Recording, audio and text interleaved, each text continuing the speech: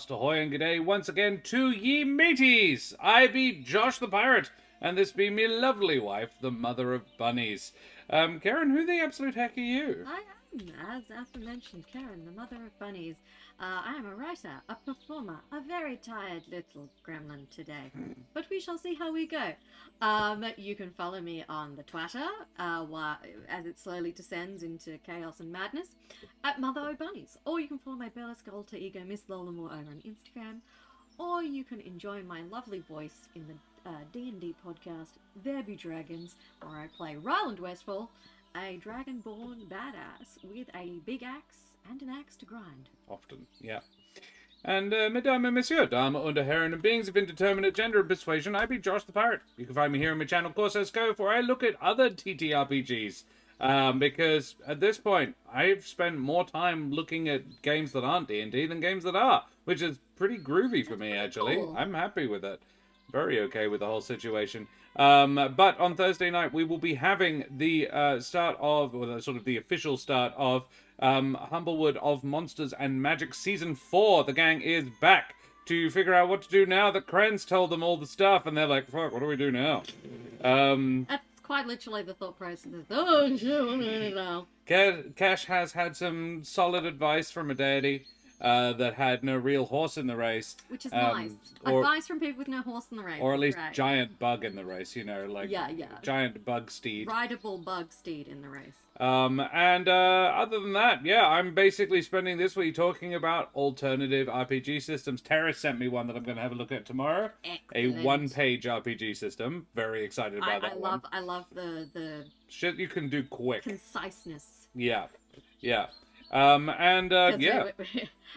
was having kind of like a story development day thing today, and Yeah. had a discussion about how my story outline had gone from 8 pages to 2. So Good. the progress is excellent. We've really refined the concept down a bit. I sent you a whole list of them from the same author. Wow. Oh, okay. I thought you specifically liked that one. Okay. I Hey, feel like Morphs. we're not running out of material for this anytime soon. No. Do you No. guys like this? I feel like people like So, this. we've already been sent the game for next Monday as well. Yeah, Raven's Ridge Emporium enjoyed last week so much that they sent us another one. So next week we will be playing a duo RPG game called Host, where one of you is the host and the other is the parasite. Like that idea. And to avoid casting any aspersions on who fulfills which role in our We will relationship, roll for it. We will roll for it. Yeah. No need to start a fight.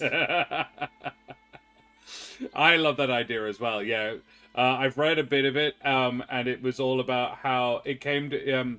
Brendan was saying how it just sort of came to him, just before he went to sleep. He was like, you know how you have one of those really fully fleshed out ideas just before you go to sleep, and you're like, fuck, and you roll over, grab your phone, and just type it out quickly before you forget it all. Yeah, I have to write out a bit of random dialogue after this before I go to sleep tonight, because otherwise, by the morning I won't remember. Yeah. So after this, I have to go and write down people arguing over ticketing systems on trains, because trust me, it's going to be funny and I need to write it. Terrace would totally be the parasite, apparently, like a tick. I am occasionally a limpet, but I resent the term parasite. Yes, that's why I keep a notebook by the bed and don't always sleep lots anyway. I have a random voicemail on my phone somewhat. From yourself? From myself. Yeah. Where basically I had an idea for the song that turned out to be I'm in love with your average sized penis. And I had to quickly record myself singing it very badly on my phone before I forgot. Yeah, that's another one for creepy.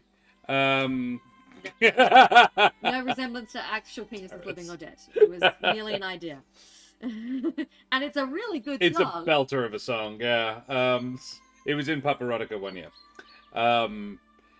And sort of the tune was vaguely, oh, I wish you could meet my girlfriend. That. Which we can't sing because we'll get copyright struck. Yeah. But those vibes. But who lives in Canada? All right, Keren, I'm dying. And then the following year we did I'm in love with your tiny little titties. Also no inspiration from real life, but a good time. Yeah. And I got to sing it. You did. Cool. So, today, exciting times, we have a new game Village Necromancer, a solo journaling TTRPG, as one can probably read, by the wonderful SmallTownCreepy. Wait, Creepy sent me I can two. read? Sorry, I had to, I'm sorry. Creepy sent me two. I read both, and this is the one that I seriously vibed with. The other one, I was like, I could definitely see why it would be fun. It's just not my thing, and that's totally fair. But yeah, this one, totally my thing. So, we gonna have a look at it. Problem was, we didn't have any tarot cards. Do now, though. Keren went and found some tarot cards. This is our tarot deck, the Animal Tarot. They're very pretty. They are very pretty. And I did not buy them just because they had a bunny. So I shuffled them. And the bunny came up And on the top. bunny came up on top. The bunny is great. Check out the bunny. The moon. That is the moon card. They also have Silvered Spine. Tarot and TTRPG is a pro tarot reader. Ooh! Fun. Like, I don't know how to read tarot. We've got a book now. It came with a book. This thing comes with a big book on how to do. But so they I'm are tempted to, like, read it and work out how to do tarot now. like, this is the Four of Pentacles. Yeah. Like, it had some pictures of some of the art in the back, and it was all gorgeous. The Empress. The Five of Swords. It's Manta Ray. Do it, tarot is very fun. Ooh.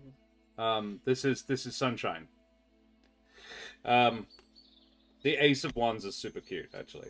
Yeah. It's the Ace of Wands. Yeah. And I hecking love them. They are Sunshine, but small. Is there a ferret? I believe so. I think there was. There's a bunch of, like... There's a bunch of... I mean, there's... Every one is a different animal. There's Quokka's Terrace. These are a uniquely West Australian marsupial. Quokkas. So, like, it was... This set was made in Australia. Was made by an Australian publisher, I should say. It was made in China, but it was New Zealand publisher. No, it was an Australian publisher. It was New South Wales. Oh, was it? I thought you said new. I thought you said New Zealand. Yeah, New South Wales publisher, which explains why there's a few random Aussie animals in there. Yeah. Seven of Wands is a tardigrade. Oh, and if anyone is listening and doesn't know what a quokka is, do yourself a favor and Google it. Google quokkas. They are the happiest little rodents you'll ever meet. Yeah. You'll probably, if you Google quokkas, you'll probably get an ad for HBF. Yeah, there is a... Yeah. It's an insurance. HBF's locked that down. It's a medical insurance brand in Australia, and their animal is the quokka. You are correct, Terrace. They are marsupials. But the island they live on is called Rotnest because they thought they were a type of rat. I don't know if that is a ferret. Oh, there was some sort of... There's a few. There was a ferret adjacent There's a wild mouse. There's that boy, the Queen of Wands. That one's super cute. There is a meerkats. I definitely saw meerkats just a minute ago. There's an otter, the Ace of Cups. He's just a happy little boy. God. Muad'Dib. Muad'Dib. That's the moon. The mouse shadow in the second moon is Muad'Dib. Yeah. There's no... I also really like the devil. Yeah. It's a pitcher plant. It's the only one that isn't an animal. I'll chuck a picture of the box in our Discord for reference. You Penthes, Bill Bailey.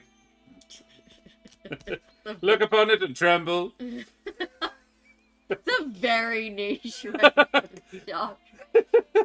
There is a mantis, yeah. Of course there is a mantis shrimp. The mantis shrimp is the great... No, just a mantis. I don't think there's a mantis shrimp. Ah. Though this would work for mantis shrimp. Oh, it would work perfectly with the style.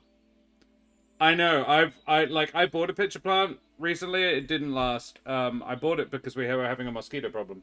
But it didn't survive. Really help. I used to have a bunch of them, then I got a puppy.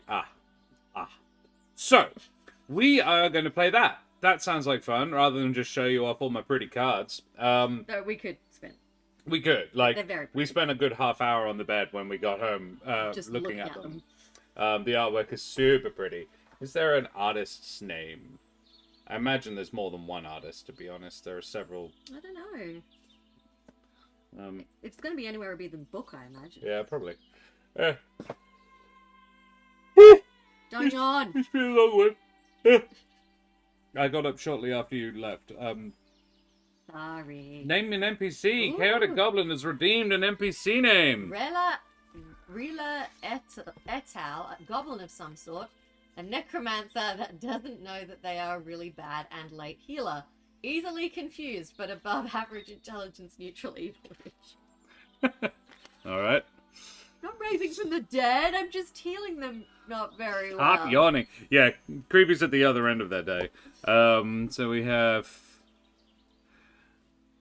Rila. Is that backwards? Healer. Late healer.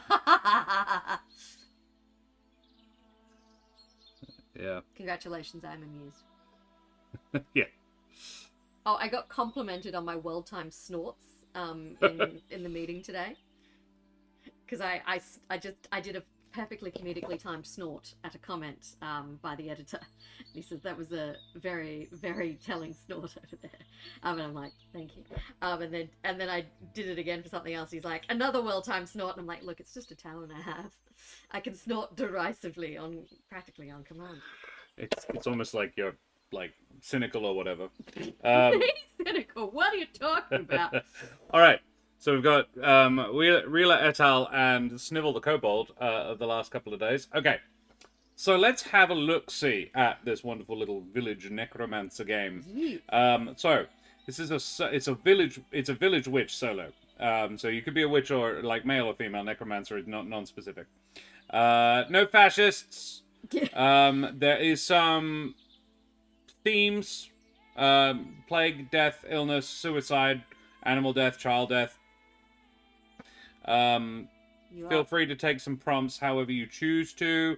It can be quite dark, or you can make it more spooky fun, like Corpse Bride or Frankenweenie? Frankenweenie. Don't know Frankenweenie.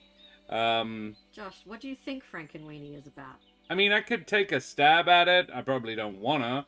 And no fascists. Can confirm we are not fascists. At least I wasn't the last time. If anything, yeah, we're not. Had my bloods done recently. Not a fascist. It's about Frankenstein's dog. I didn't... No, see, that was what I didn't assume, actually. I thought something much dirtier. Okay, good. We know. Look, it was said in the same breath as Corpse Bride. You went to, like, porn? It's a kid's movie. Okay, good. I haven't seen it, but I've seen pictures of it. It's very cute. It's a little Frankenstein wiener dog. All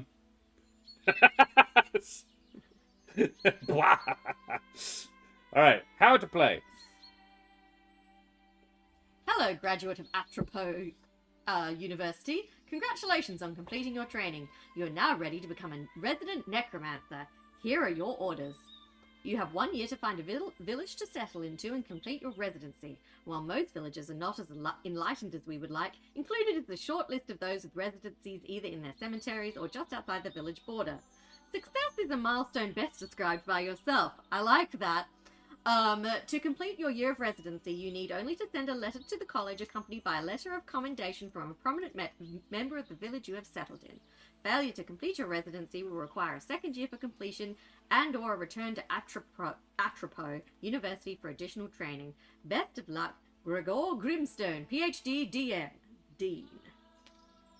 Hello, graduate of Atropos University. Congratulations on completing your training. Best of luck. You'll need 1 6-sided die, a tarot deck. Fucking done. Mm-hmm. Karen nailed that one for me. Thank and we you. did it right as well. I didn't buy it. Karen bought it for me as a gift. Yeah, apparently you're not meant to buy them for yourself. So they're Josh's cards, but I picked them. And a way to record your story, such as a journal bound in human skin. A blank Necronomicon or a spell scroll with room in the margins for daily notes. Look, how about we just go for my notebook? Gah, no, that's a myth. Buy your own decks. The The Lost Archives is rating. Readers! Favorite Ah, raid emotes up in chat, everybody. Hey guys, how you going? We're trying something new, as is our wont. We are playing Village Necromancer by the wonderful SmallTownCreepy in chat, and we have just begun, so you are joining us at the right time, good sirs. You've only missed the ceremonial reading of our graduation from Necromancer University. And us just cooing over how pretty our tarot deck is. It's very pretty. There's an owl. It's an owl. The justice. Lost Archives, thank you very much for the raid, you excellent individual. Owen, how are you, my friend? Good to see you. Let's have a shout out in chat for the Lost Archives. At the Lost Archives. Boom. They were playing some D&D. How was your game? I hope you had a great time. Yes, so Creepy has put a link up to Village Necromancer, and I'm going to copy-paste it right now so I can put it up again later if they have to go somewhere. Losing my suspender. Oh, dear. The suspense. Calm down. Alright, I'm going to roll my really fancy D6. Your fancy D6. If I can get it out. Calm down. Yeah, this is my Here's a question for chat. present. A necromancer who specializes in raising horses. Necroprancer or necromancer? Necromancer, obviously. Necromancer. Yeah, has to be. Alright, to play. The game is pretty straightforward. Your character sets up their necromancy practice at and home at one of the villages. At the start of each season, you assess your situation. If you feel there is need, you can move to a new village at the end of a season, or during if something horrible happens. If you decide to move, choose a new destination or roll a d6 to randomize your choice. Each season lasts 13 weeks. During these weeks, you choose a card for your character per day or week, if you want to move like a more leisurely pace.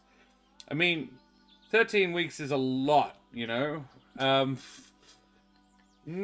Also read Wizard's Guide to Defensive Baking for Necromancer character that rides a bone horse. Of course. Yeah, wow, this looks cool. Yeah, so this one it's a solo game, but can be played duo. Or rather, yeah, well, the idea is to play duo. You actually write letters to each other. Oh, that's a clever idea. Yeah, I think it's really sweet. Like detailing the last 3 or so weeks of your life as a necromancer. It's like, dear Mildred. Riding on the horse, riding through the desert on a horse with no brain. Or flesh. They seem pretty on the fence about these fascists, though. Oh, that's lovely. My bestie Ashley and I have a snail mail game going. Oh, that's cute. Oh, that's so adorable. Yeah. Revive the lost art of letter writing through necromancy roleplay. I know, Owen, it's hard to tell, isn't it? I don't think this makes it particularly clear, this bit here. If you're a fascist, you're not welcome to play this game. It's like... It's against the rules.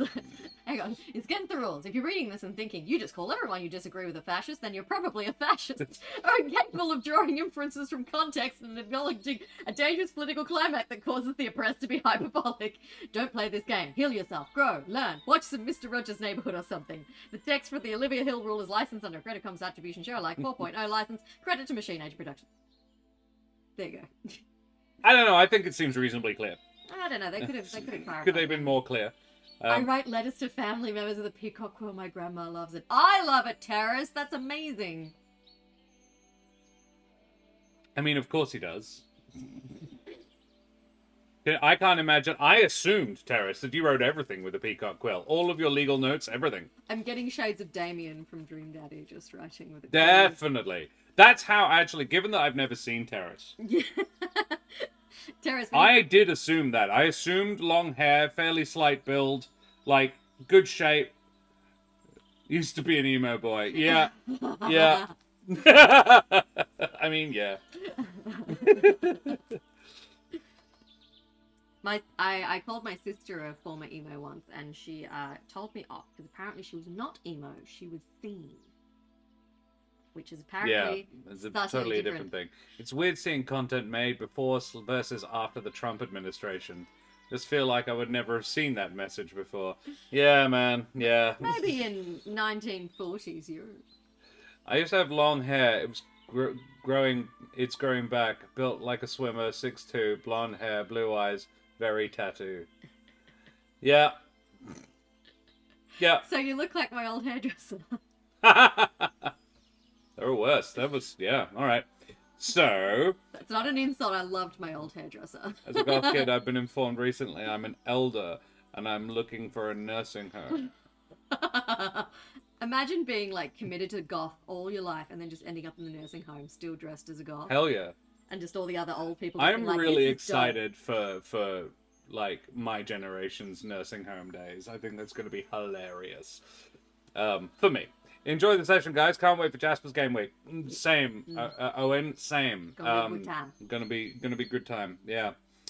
You're playing with Briefcase again. You're playing with Matt Brown. Oh, wonderful. Did you see? I Have you seen haven't the- looked today, so It is. Let me hang on. I have where am not had a looking? chance to do other things today. Yeah, So. the schedule. Hey!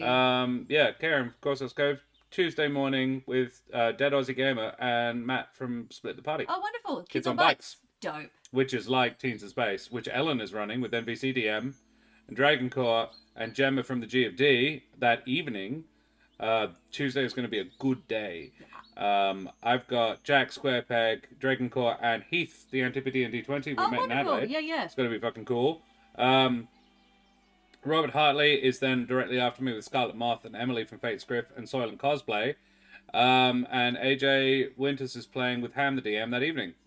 And then AJ is playing 5e the following day in the afternoon.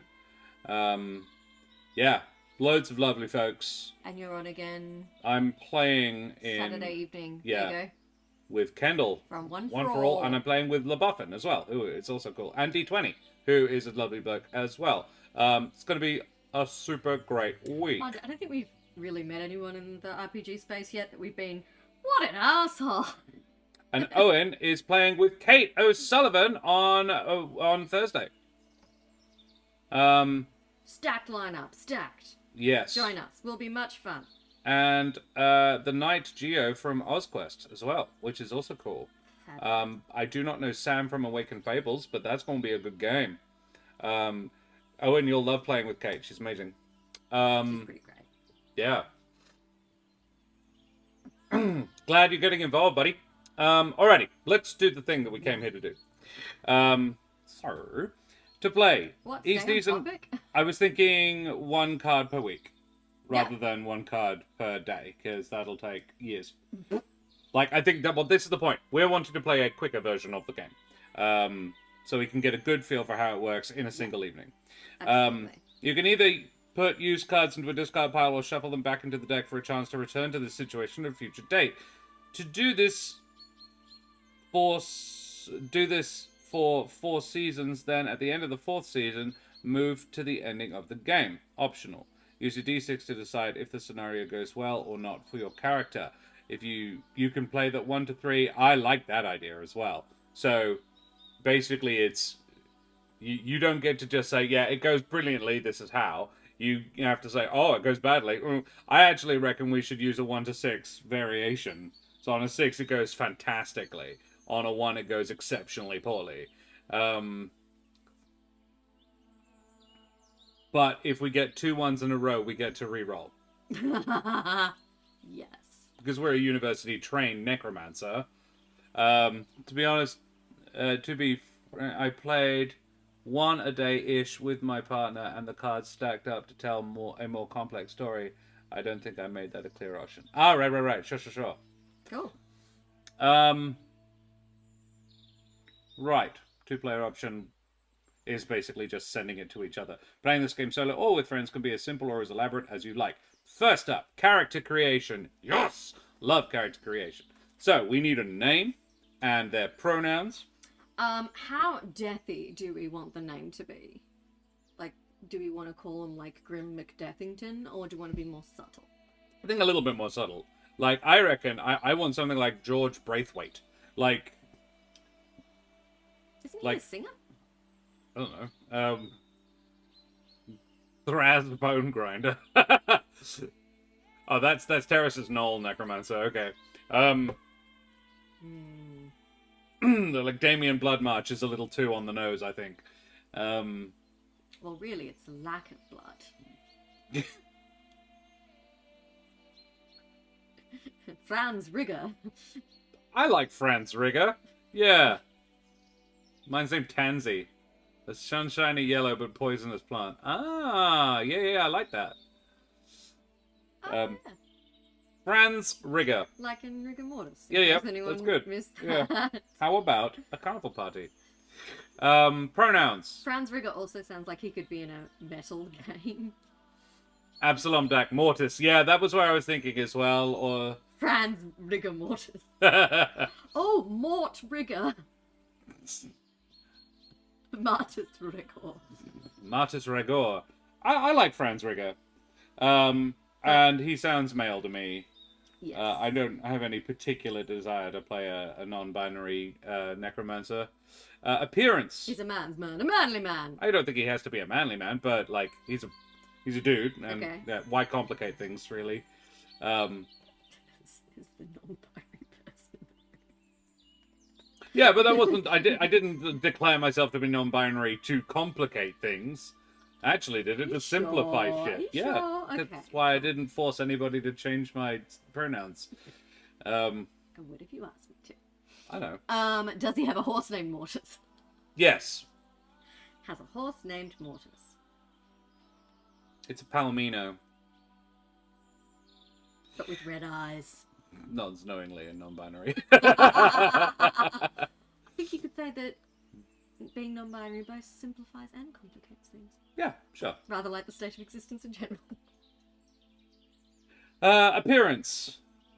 I actually think if I had a small note, world creation, what setting is the world in? You should almost do that before you figure out the character. I think being human in general complicates. Valid. Yes. I mean, it's the right afterwards, so it's not a major thing. But yeah, is it noir, steampunk? I kind of like the idea of going in a steampunk setting. Yes. Being a ferret online really complicates things. Yeah. Yeah. Alrighty. Steampunk necromancer. In which case, human, but with the normal steampunk vibe. Steampunk-esque human. Ooh, can he have like some modifications? Yeah. What are you thinking? Robot hand. Of course. I was going to say arm, but yeah. Like, forearm up is on his left hand, left Yeah. arm. With a robot left hand. I'm creating a steampunk 5th ed game set in Victorian Ravnica. Sweet! Absalom Dak. Yes. You have Creepy's attention. Clothing. Do they wear a uniform? Are there clothes that you would expect a necromancer to wear? No. I think they're trying to be... Excuse me. I like the idea that the world knows that necromancy is a thing, but it's still frowned upon. Kind of like, we know this happens, but we're gonna choose not to acknowledge it. This is something that, everyone is morally against it until it actually becomes useful to them. It's sort of, it's like abortion. Oh, wow, okay. I thought it, but I didn't say it. It's different. It's like letting things scan at a lower price at the self-checkout. You're not gonna bother someone else to fix that. Yeah. It's like, oh no, well, Until I paid you're for the it. person owning the shop. I paid for it, I just didn't pay the correct amount for it, yeah. I've Kind of like never being done that on purpose. Kind of like being a witch in today's society. I'm bad until my relatives want something. Oh my god, it's like being a lawyer. Yeah. You're an absolute piece of shit and everyone hates you until they need you. Yeah. Okay. Like, every time, like, my most recent dealings with a lawyer, she's lovely, but she's so expensive. Every now and again, Matt tells me how much those meetings cost, and I'm like, Okay. So, what do they wear? I reckon they are well dressed. I think they look like somebody who works in the funeral trade. Well now you dressed. can tell I'm tired. I can't speak. Well dressed, like an undertaker. Yeah. 3-piece, all in black. Probably a bow tie. Which is why I'm thinking it's an arm, not just a skeletal hand. I reckon it's an actual arm. Because they're not trying to go under the radar exactly, but not flouting their profession. Not like, deal with it. And yes, Absalom Jack, they absolutely wear a top hat. Of course. With a white ribbon. Mm. Why a necromancer? Why did they become a necromancer? Do you come from a long line of necromancers? Did you die and get resurrected, enabling you to have this connection with the dead? Ooh. Did you always have an affinity with the dark and the weird? Do you crave power over life and death? I kind of like... Has anybody read the Garth Nix books regarding necromancy? Because they were the first time I really encountered it as it's sometimes very much a positive thing. I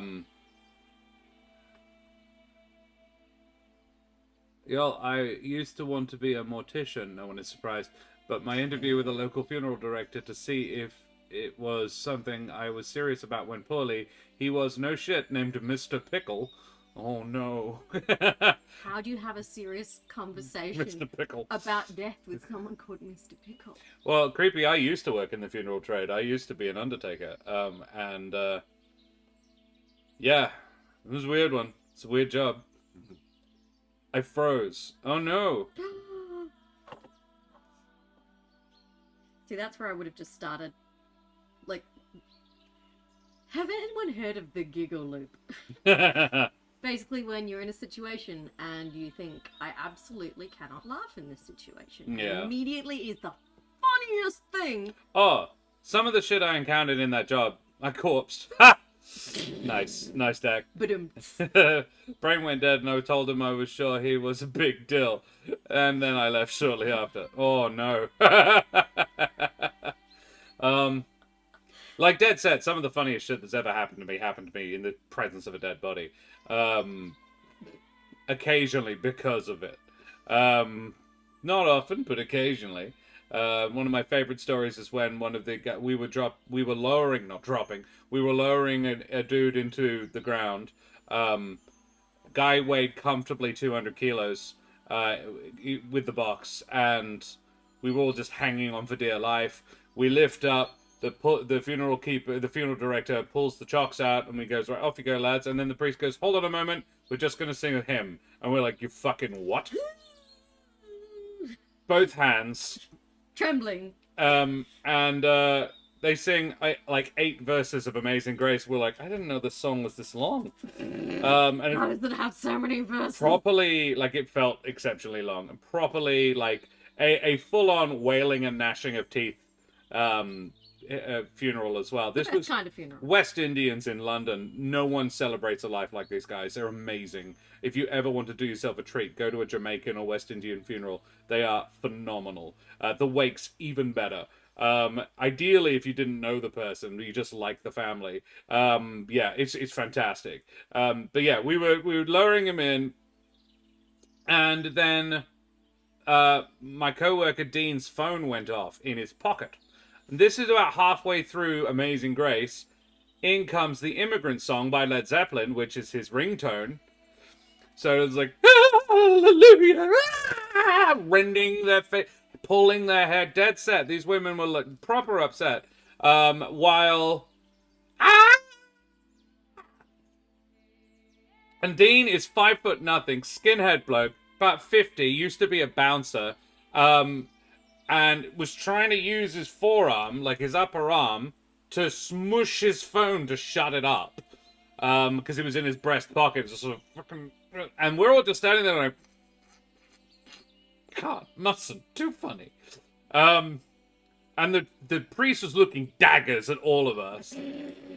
Everyone else did not appear to hear. We were like, thank God for the singing.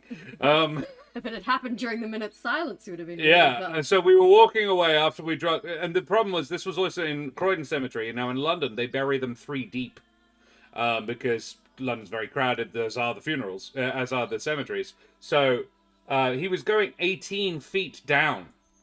So if we dropped it, it would have come a cropper. And we needed both hands. So we're just like, okay, just hold on, just hold on. 42 seconds that phone call went for. We know because we checked later. They rang for 42 seconds without him picking it up. It was his wife. She just wanted him to pick up some milk on the way home. Why didn't you text? It's like, this could have been a text. And we're walking away, and Dean's like, I will never hear the end of this. And we're like, no, you will not. And we thought we got away with it. The priest was a bit grumpy, but otherwise it was fine.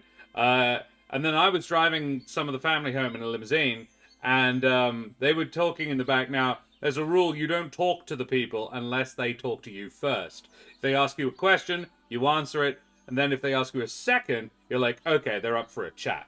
At that point, you know, the gloves come off. And I always drove the furthest back limousine because I was the youngest guy in the company. It was just sort of a hierarchy thing. So I got the people who were related to the person in the box, but like not as closely. So they were usually less sad. So I usually had a good chat. And these guys were they thought it was hilarious. They were like, as they were getting in, they're like, oh, dude, how funny was it when the phone went off? And I was like, oh, we didn't realize anyone heard that. He's like, oh, mate, everyone heard it. Turns out the dude in the box was a massive Zeppelin fan. And they all thought he was calling from the grave. And apparently he would have thought it was the funniest shit. And I was like, then it's okay. We got away with it. I ummed and ahed about telling Dean. I said, no, I should tell him. Hey, I should tell him. I should definitely tell him. The guy in the box would be in no way offended.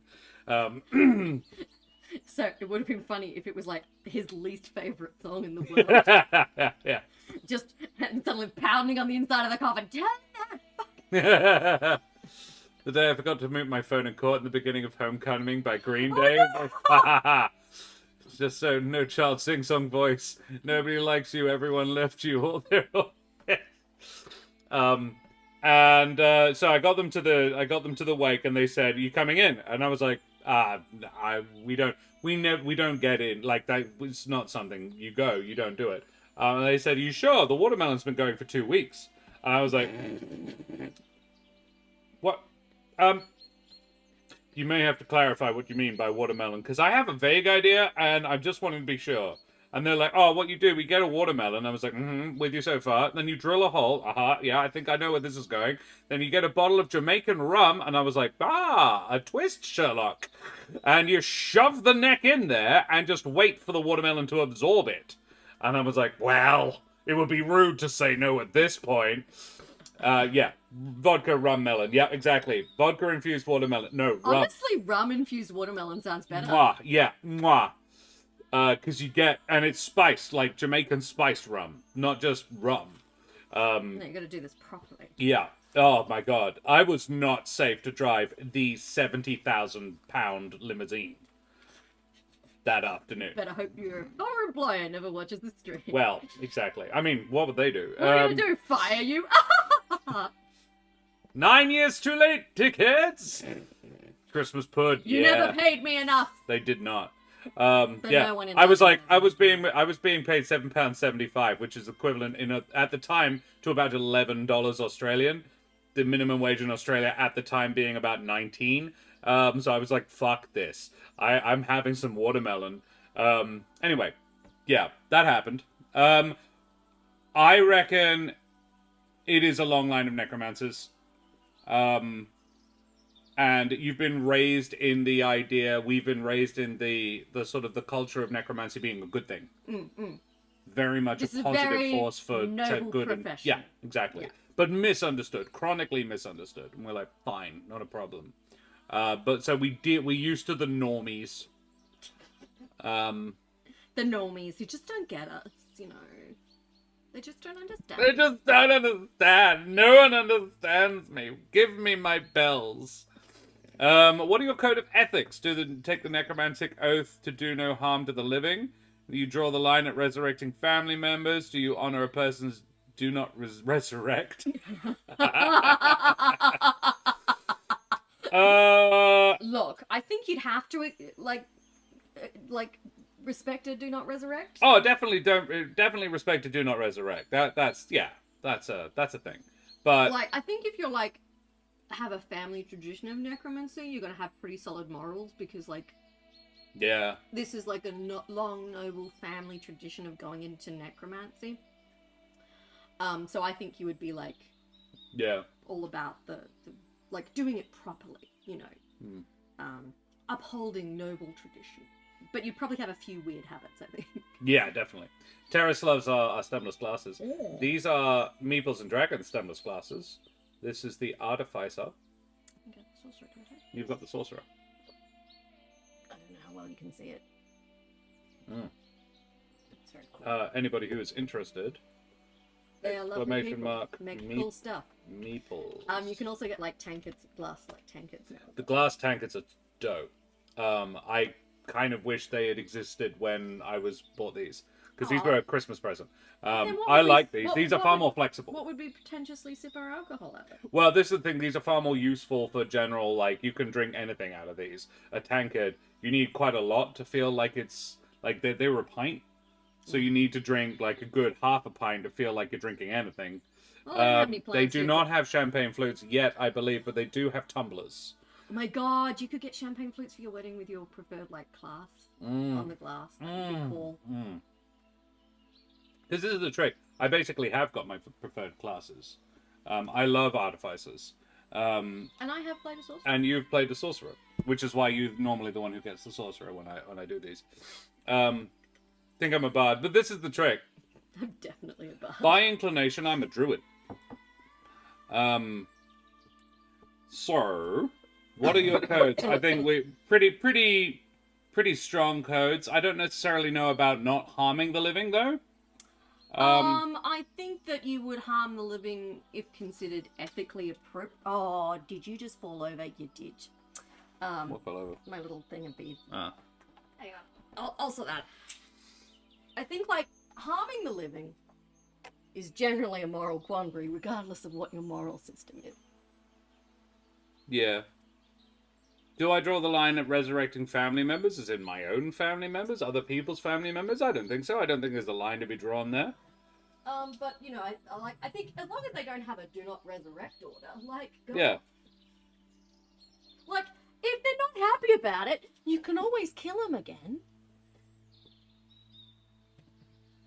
Favorite necromantic spells? Feel free to add to this as you play. I don't know.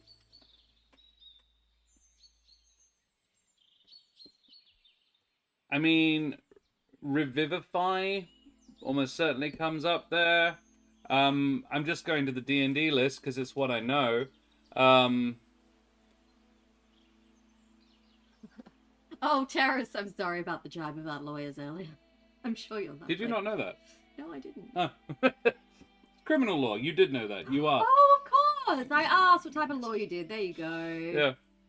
Would you like to meet Granny? Sure. You open the door and zombie leaps out. Like, I suppose there's different, like, ways of, like, I'm assuming you can either, like, raise someone to be, like, as if they were living, or, like, raising them as, like, a mindless drone. Yeah. I would say animate skeleton. It's one of our favorites. You do that for Halloween, you know? You make the skeletons of your dearly departed dance merrily around the village. Well, I was thinking more like, I reckon we have a servant. They're pretty mindless, so like, no one's hurt by this. I made sure that nobody wanted it. You find someone who's been dead a long, long time, Yeah. so no one's really gonna care that you Yeah. messed with them. Like, I didn't take the skin off. It was bones when I found it. Clearly no one wanted this one. Including the person who used to use it, and that's fine. I wonder if you can, like, specify in your will and testament, it's like, please don't resurrect me, like, sentiently, but if you want to use my bones for shit... I mean, I've pretty much got that. Yeah, we're both registered organ yeah. donors, so someone will get to play with our bones after we're dead. Assuming we die in a way that is appropriate.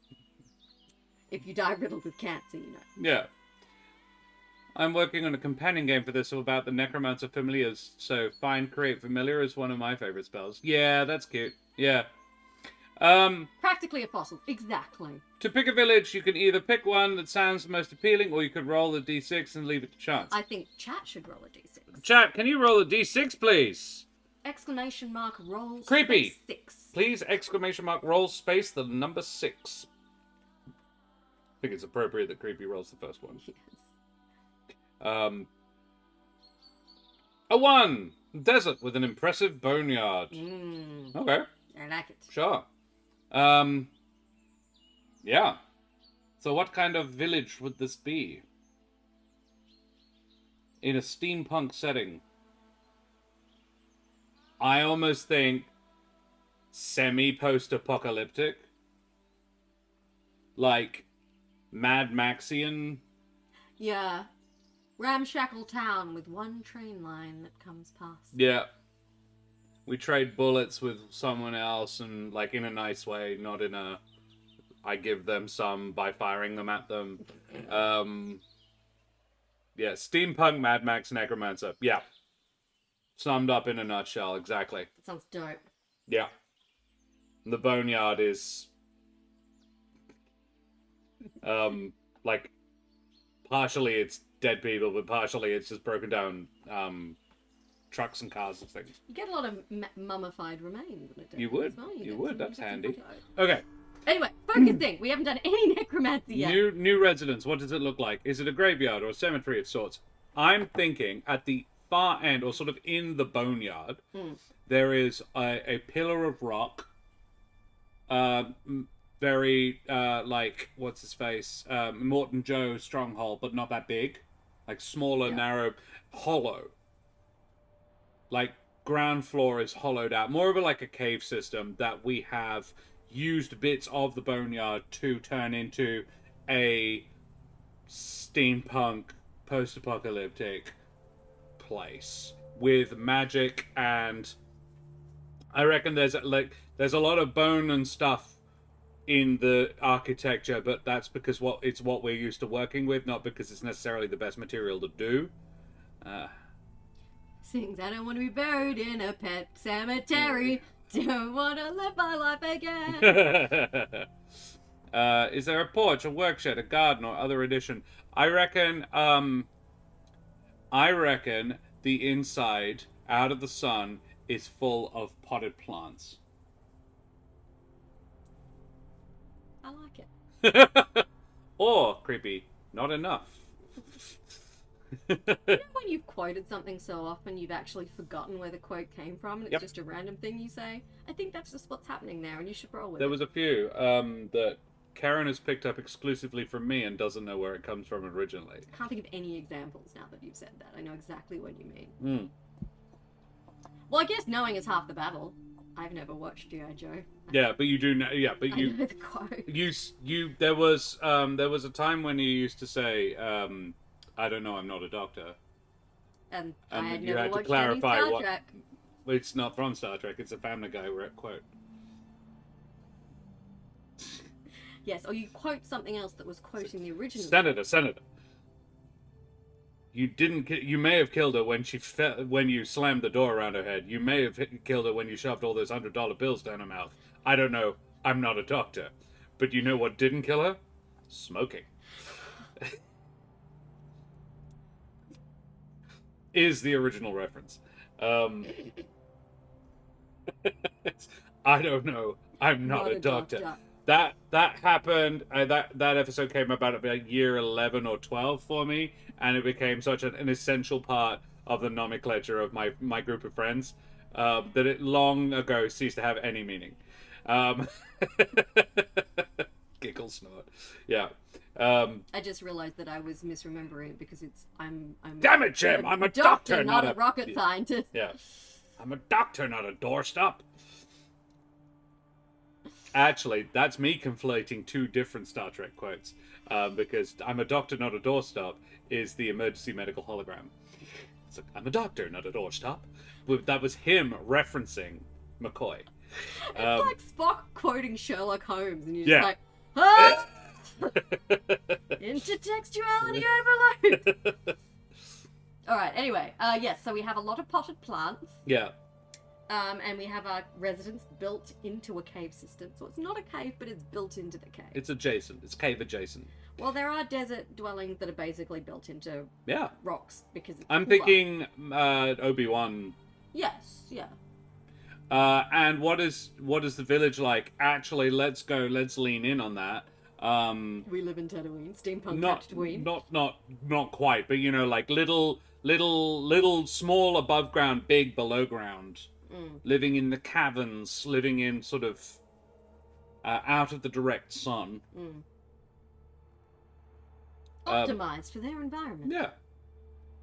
Ooh, could it be on Mars? Well, we're all gonna die of radiation. No, let's not do that. No. I have difficulty divorcing that thing that I know about living on Mars from the desire to do so. What are the homes made of? Is it large or small? I think it's big but quite spread out. It's fantasy Mars. Yeah, where you don't die horribly. Mars, yeah. Rams. John Carter of Mars. It's Barsoom. Mars, a cold. I mean, it's just Mars with an active magnetosphere. That's all it needs. All you need. Yeah, it's just a molten core. A little magnetosphere. That's all you need. Yeah. Easy. Simple. Well, you can make one. You can easily, like, all you need is a decent sized gyro. Such a nerd. Ooh, is there an open air market? Yes. There is now. Are there any temples or places of worship? Yes. Equally yes. To a Dyson sphere. I mean, that's a totally different proposition, and actually living on the inside of a Dyson sphere, you would die immediately of solar radiation, so there would have to be a solution for that. Kiddo woke up and has started asking me when we're going to go to Australia. Aww. If you do, let us know. Come visit. Yeah. Unfortunately, the government's very strict about immigration. I'm like, yeah, I come to Australia. And I'm like, oh, wait. I kind of get the impression SmallTownCreepy does like living where they live. No, yeah. You don't have to come to Australia. There are downsides. Until later today or tomorrow, a digital drawing of... Ooh. Yeah, totally fine. Totally fine. Up in the Discord! Exclamation mark Discord. Hells yes. Probably... someone you can marry to stay. That joke too. I'm not sure, but I think Creepy's fine, Terrace.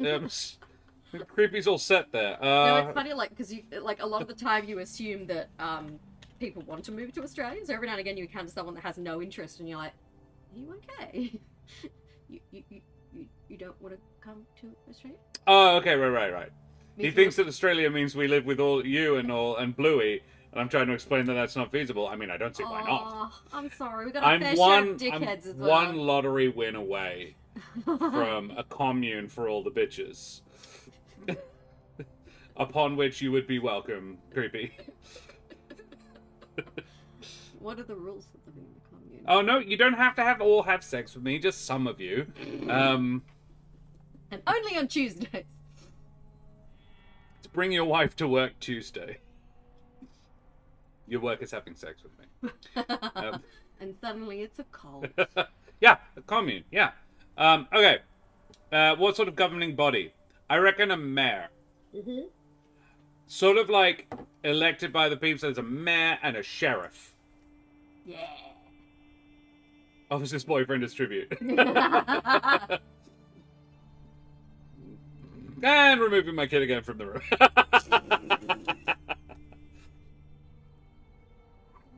Sorry, we promised to behave. Sorry. That's enough things you have to explain. Let's not do it anymore. Wholesome. We have lots of pet dogs. Yeah, honestly, I have only room in my pants for one lady. You need to wear loose It's Keren. pants. It's Keren, by the way. Just it's all good. He's barely paying attention. We have played. No Who's the first person you meet? Oh, you definitely meet the sheriff first. Yeah. So that answers. The sheriff's like waiting. That sort of answers the first question. The other question is: the village welcoming or apprehensive about your arrival? I don't think they know that we were coming. I think the sheriff, like, we arrive and everyone's like, who the fuck are you? And the sheriff is like, I'm just going to check out the oddly well-dressed newcomer who seems to be intent on staying and has some odd habits. And a robot arm. Furiosa style, actually. Oof. You right? That's okay. Don't worry. Oh, I'm sorry. Does my breath smell like sangria? It's when you belched. Thanks for giving it away. I thought I was really I tried to put it down. I tried to not say anything. I said, "Don't worry, it's fine." And then the video will bear me out on this. The sheriff is also the town baker and is just off picking wild herbs and spices. Definitely yes. Definitely yes. I don't think the town sees enough trouble for the sheriff to be a full-time job. So it's not unusual for him to come and dust for fingerprints with flour. Oh my god! I feel like that wouldn't work at all.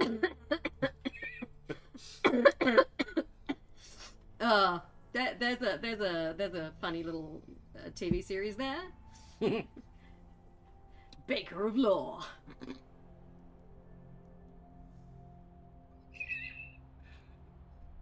In the New York criminal justice system, there are two people are represented by two different but equally important situations: the lawyers who prosecute the cases and the bakers who make the bread. They don't really have a lot to do with the law, but they're very important for feeding people. These are their stories. Dun, dun. Dun, dun. And it's just it's someone slamming dough into a table. Dun, dun. Cloud of powder. So if your loved one is murdered, you get freshly baked rolls. And a lot of them are like, it's like drug cases and white powder. It's not enough dough. That's the tagline. Yeah. Baker of Law. I want this crime show. By day, he's the town sheriff. By night, he owns an artisanal bakery. It's like, when I'm having trouble working through a crime, I and just on the make weekend, them croissants and it all just comes together. And on the weekend, he and his live-in boyfriend run a small bed and breakfast and own a lovely array of sherries. I think the sheriff's more fleshed out than the necromancer. Well, let's just take most of what we just said and make it about the necromancer instead. Let's have Franz. Franz has a live-in boyfriend. Oh, no. Let's have that happen later. Later. Okay. In whichever season you prefer to start this season or in real life, can we have a D4 in chat, please? And have a corgi. No, you've just described my bard. A beagle. A borgie? A borgie? A beagle. Kegel. No, that's something different.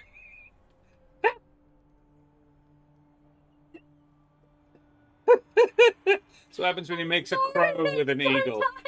Beagie. A beargie. It just sounds like a bear. But Again, dying. Yes. Come, my kegels. Back of them. Can I get a D4 in chat, please, to determine the season, Terrace? Kegels, yeah. It's a beautiful day. All the Kegels are out. My Kegels are howling at the moon.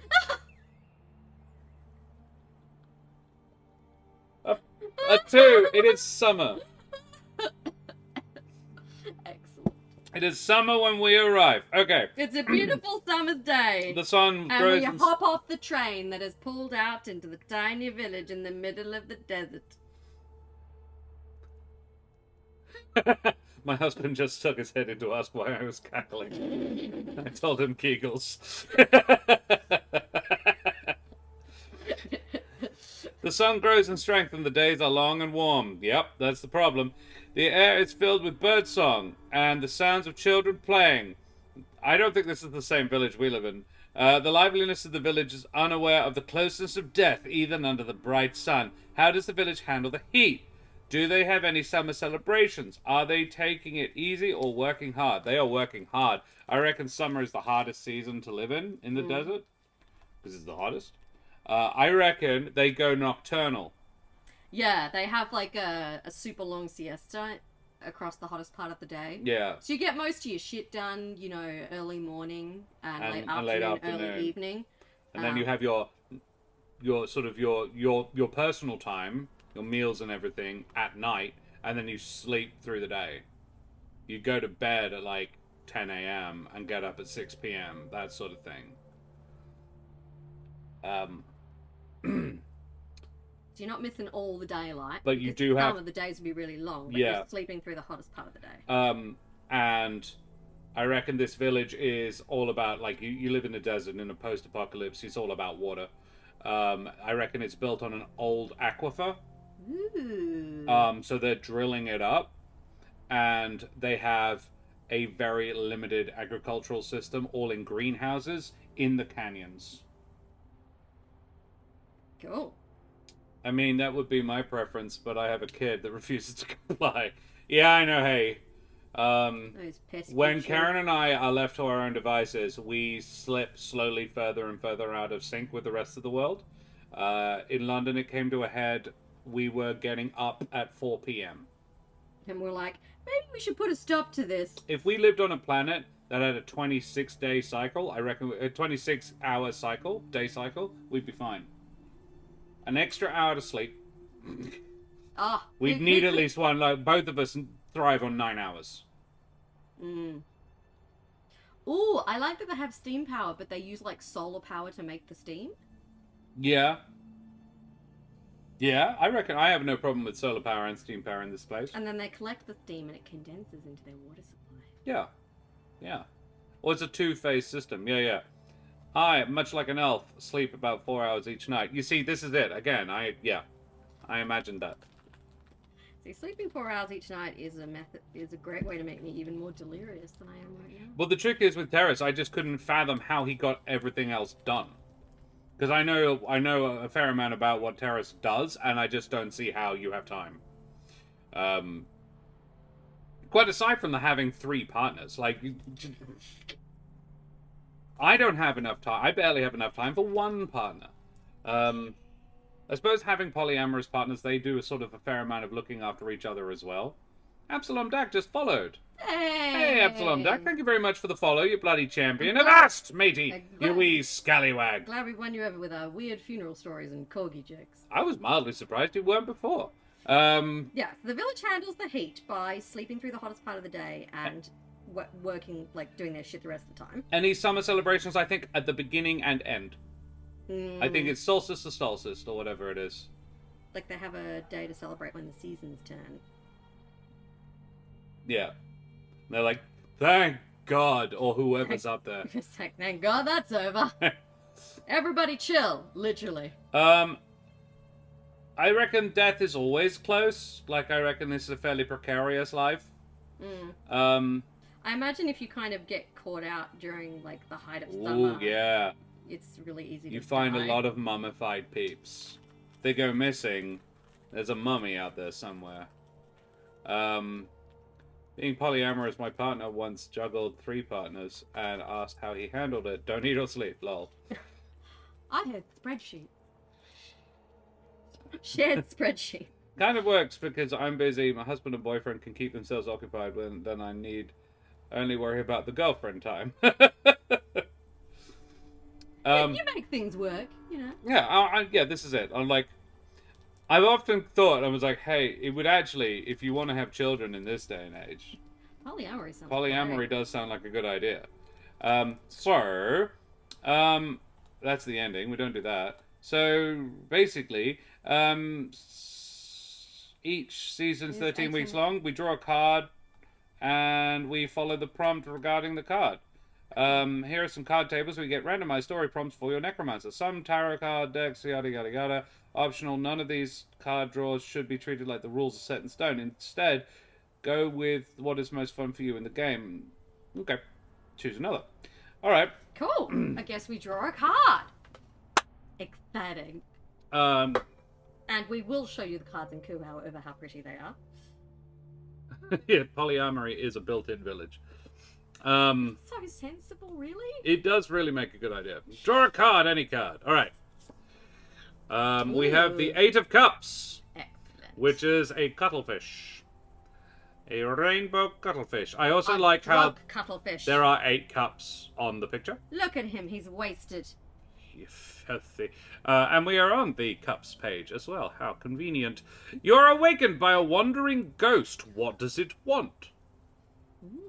The 8 of cuttlefish. Yeah. You sank by a battleship. Done. Straight up. The ghost is angry about their battleship being sunk.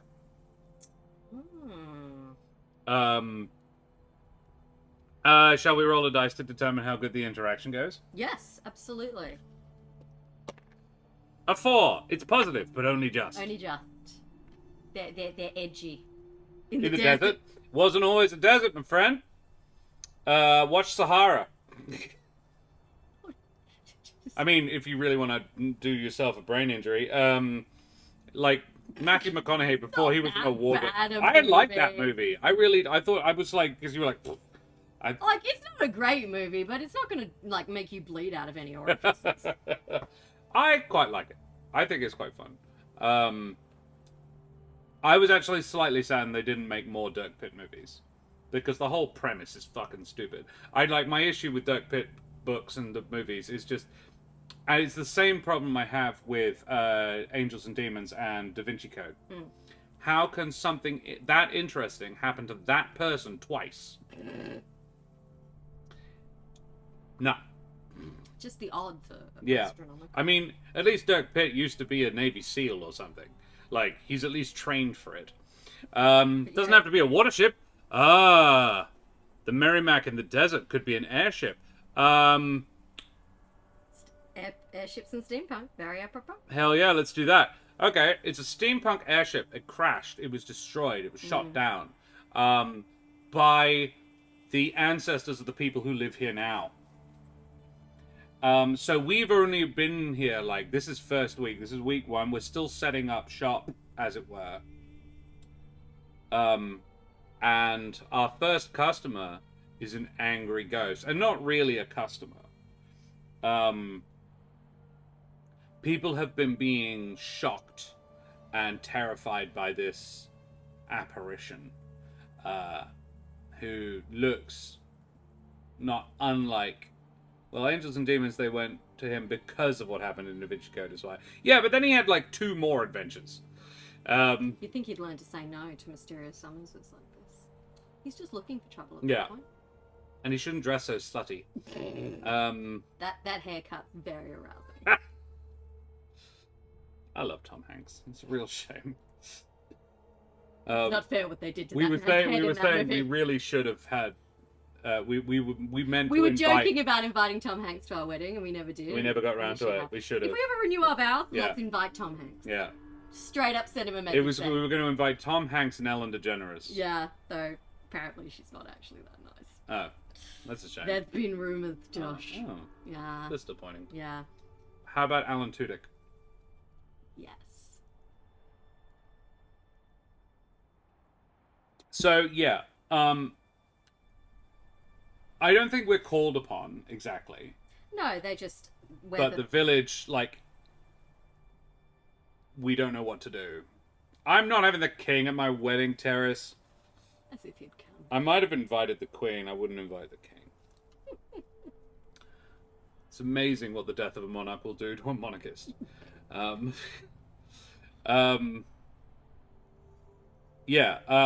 But we hear about it, and we're like, I'm good with the dead. I'll deal with it. A chance, an opportunity to demonstrate our usefulness. Yes. And I reckon it's very much just, let's put this boy to rest. Like, we're wanting to start off easy with these guys. We're probably not even going to tell them we're a necromancer exactly. I think Franz implies that he picked this up on his travels. He's like, don't worry, guys. How to deal with I've got this. I've seen this before.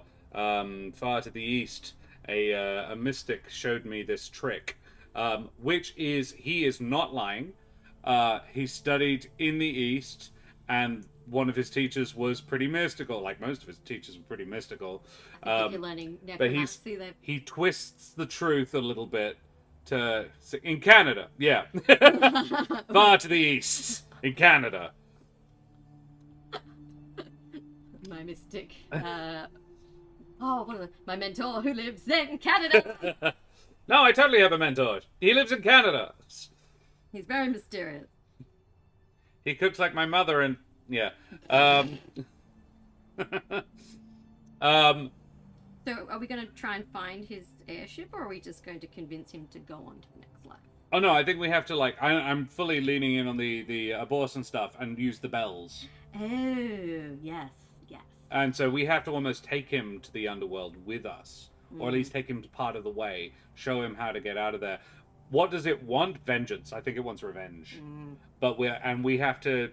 I think we wind up having to sort of trick it into thinking it's got revenge.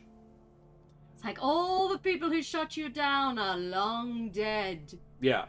Again, twisting the truth. And maybe we even show it one of the there is the corpse of the ship itself that he shot down. Out there in the desert, in the dunes. My God, I was reading Sabriel and then my puppy devoured my book and I was halfway through it. That is sad because Sabriel's awesome. It's really lovely. Love me some Psychopomp work. Yes. Garthnix is great. Yeah, Garthnix and the Abortion series. Certainly the first three. I haven't managed to get through any of the others. They're pretty good. They're not as good as the original trilogy, but I think that's just like there's a layer of nostalgia over it for me. Yeah. Because they were like some of my favorite teenage. They're teen novels. I, however, read them in my 20s and still solid endorsement. Yeah, they're like YA, but really good. They're good YA. Yeah. So I think that's what happens. Yeah. That's week 1. And sci-fi book about kids. Can't recall the name. Never read Sabriel though. Oh, it's lovely. It's creepy. I don't know the Garthnix sci-fi book. Oh. God, I'm trying to think of it. I haven't read it. Absolutely in love with David Eddings. Ah, yeah. I had a David Eddings and I never read it. I couldn't tell you where it is now. Never did. My childhood was all Anne McCaffrey and, to a certain extent, Animorphs, but that was a phase. And then I started getting into the more classic hard sci-fi. I read Asimov when I was 16. And I was like, oh shit. Oh my God. Yeah. So, that's it, right? Yeah, I think that's it. And Yeah, then cool. we turn over another card. And the villagers are all like... And the villagers are like, oh, that guy was useful. Like, he's a bit weird, he's a bit strange, but that's cool. Lives out there in the desert on his own. He's got a cool hat. Yeah. The 8 of Pentacles. Excellent. 8 of Pentacles. It's a little birdie. It is... What do you suppose? Some sort of finch? Yeah. It's a little one. And it's the kind that build the nest upside down. 8 of Pentacles. There we are. 8. The top there. A coffin builder stops by to take measurements. Ooh. Oh. We just straight up tell him. Yes. Coffin builders get the truth. No. As in, well, that, but also, actually, because a coffin builder might not like us. Yeah, we put him out of business. Well, not out of business, but we'd slow his business down. Try to win him over with our wit and charm. It's like, oh no, don't hate the player, hate the game. Yeah. Well, it's no. What I was suggesting we tell him is our exact measurements. We just know them. Yes. We bond over the fact that our family is also in the death trade. Like, yes, my family also deals with death. Let's roll a dice to see how well the thing goes. Another 4. Positive, but only just. Ooh, it should be that he kind of sees our paraphernalia and is just like, I know what you're up to, man. But you know, my job is my job. Yeah. You die, it's my job to know what size you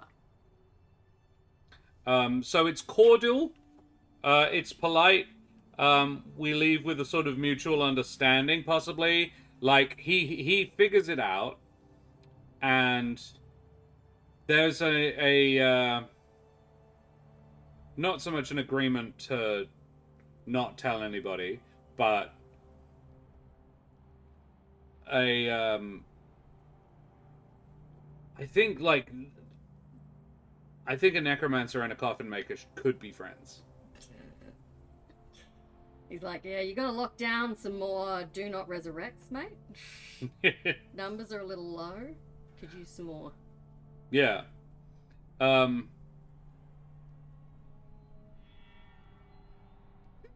you had this discussion over a delicious pastry baked by your live-in boyfriend.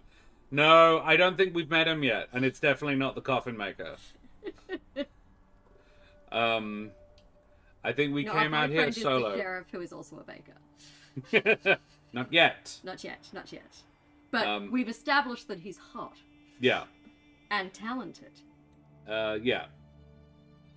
But yeah, he before he can even measure us, we tell him exact measurements. Yeah. And after the first one is proved correct, he's like, okay, so you know your own measurements. Yeah, you know your measurements. And then he looks around and he goes, huh. And a lot of other things besides, by the looks of it. And he says, yeah, my family is also in the trade of death. I have a lot of respect for what you and yours do. Yeah, from the paraphernalia, he determines what we do. Yeah, he could be a bit of a nosy neighbor. Yeah. He's like, also trying to get our measure. Get out. No. I'm very tired. You have advantage. I want to run this as a Sims 4 game. Can you build Sims 4 as a post-apocalyptic wasteland? You should be able to. Why is that not an option? Alright, next card. Oh, the Ten of Swords. Which is a very, very cool picture. It's a starfish being stabbed. A whole bunch. I'm a little worried about the starfish there. Ten of Swords. You and your house need magical cleansing. Why? How? Did you need to hire someone to help? I think this is where we meet the boyfriend. Your house, you and your house need magical cleansing. Yeah. So, I reckon we're beyond the shields. And we hadn't realized quite how hard desert living is. We're 3 weeks in, we're starting to not feel great. And it's because we're beyond the realm, we're beyond the village shields. Right. So, and it's a sort of arcane, magical, but also technological cleansing that it needs. Anti-radiation, if you will, but they don't know what that is anymore. They've forgotten. Sand gets in everything, exactly, and it's coarse. Not like Natalie Portman. Not like Natalie Portman at all. She's quite soft looking. She smelled nice. Yeah.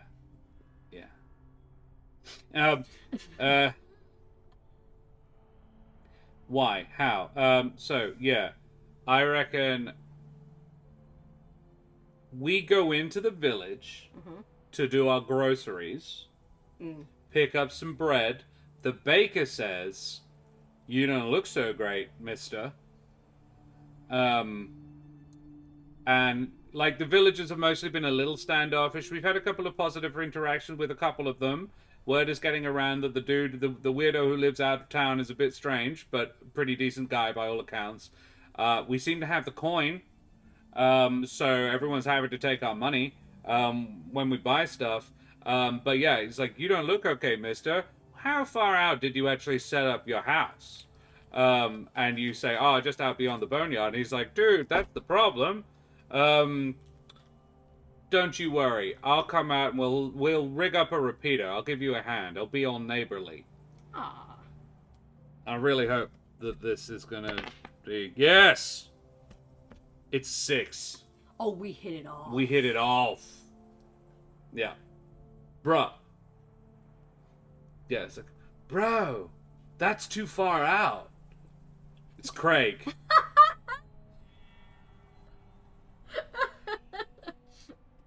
Okay. I don't think it's Craig, but yeah. He's the town baker who also knows a bit about how to build repeater stations. Do you need to hire someone to help? No, but but I think while he's out there, we've done a little bit of necromancy out here by now, and we've got a skeletal servant in a not particularly well-fitting top hat and tails. And he comes over, and he's, for the most part, he's come over, he's helped us do it, but it's all been outside, and then we go in to get him a drink of water as a thank you, because that's actually quite a nice thing.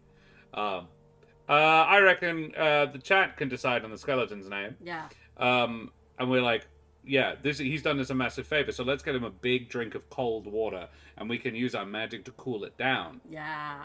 So he's gonna be like, oh my gosh, well, cold. Oh wow. It's like Thank this you. nifty little spell called Chill of the Grave. Makes everything really cold. Grave made I don't think we'd explain the magic yet. But yeah, we go in to get that, and then he realizes we need something that we haven't started up yet. We need something, so he comes to the door to get me to get the thing, because it's not clear that we've been specifically keeping him out of the house yet. It's like, oh no. And then he inadvertently meets Folger. And is surprisingly chill about it. Folger? The skeleton my necromancer chats with is Folger, but he's a skull and a drunk. Alright, maybe not Folger. Gerald.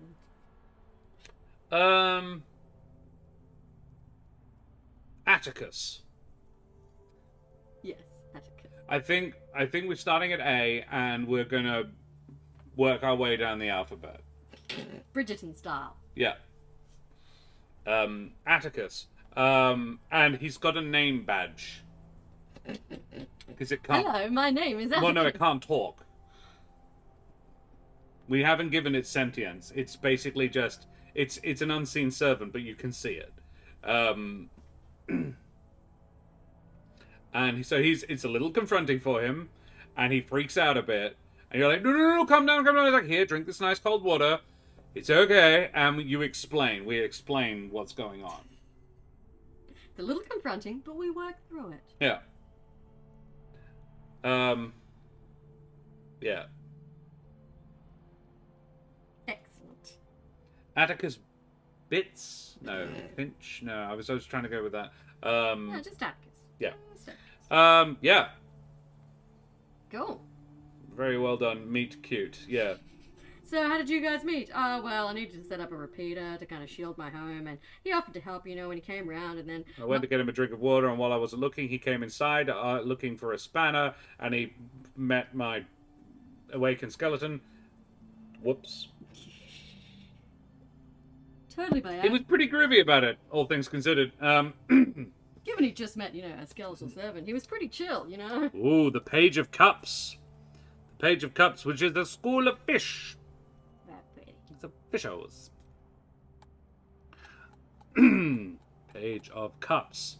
A child asks you to reanimate their pet fish. Oh my god, it's desert. In the desert. I don't think this is a direct request. I think we're wandering through the town. We are on our way to pay a call on the boyfriend's name, which we have not named.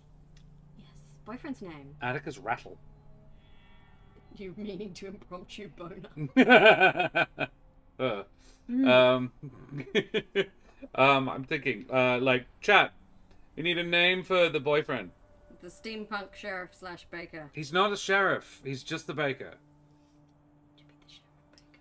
All right, he could be the Kyle. sheriff. Kyle, the sheriff baker. Yeah, all right, fine. He's the sheriff as well. I like that idea. Yeah, he comes over day one, lays down the law a bit, Yeah. and we're like, no, we don't mean anything. So he's the one we've had the most interaction with, and after a couple of interactions with people in the town, he's like, all right, you're all right. I'll come around and help you with the thing. We and find a little girl mourning her fish. yeah, she's walking down the street with her mum while we're walking up the street with like a pile of packages. And we've just bought some, I want to say Turkish delight. We've made it because they don't have it here. No one's here has ever tried it. And it came up with Kyle that it's a delicacy from where we're from. It's a weather loach, and it jumped out of the tank and shrilled up. Oh. Sad. And we just overhear that the child is really upset. To being nice, sympathetic necromancer that we are. We say, oh, it can't be that bad. Let's have a look. And the mother goes, this is the desert, sir.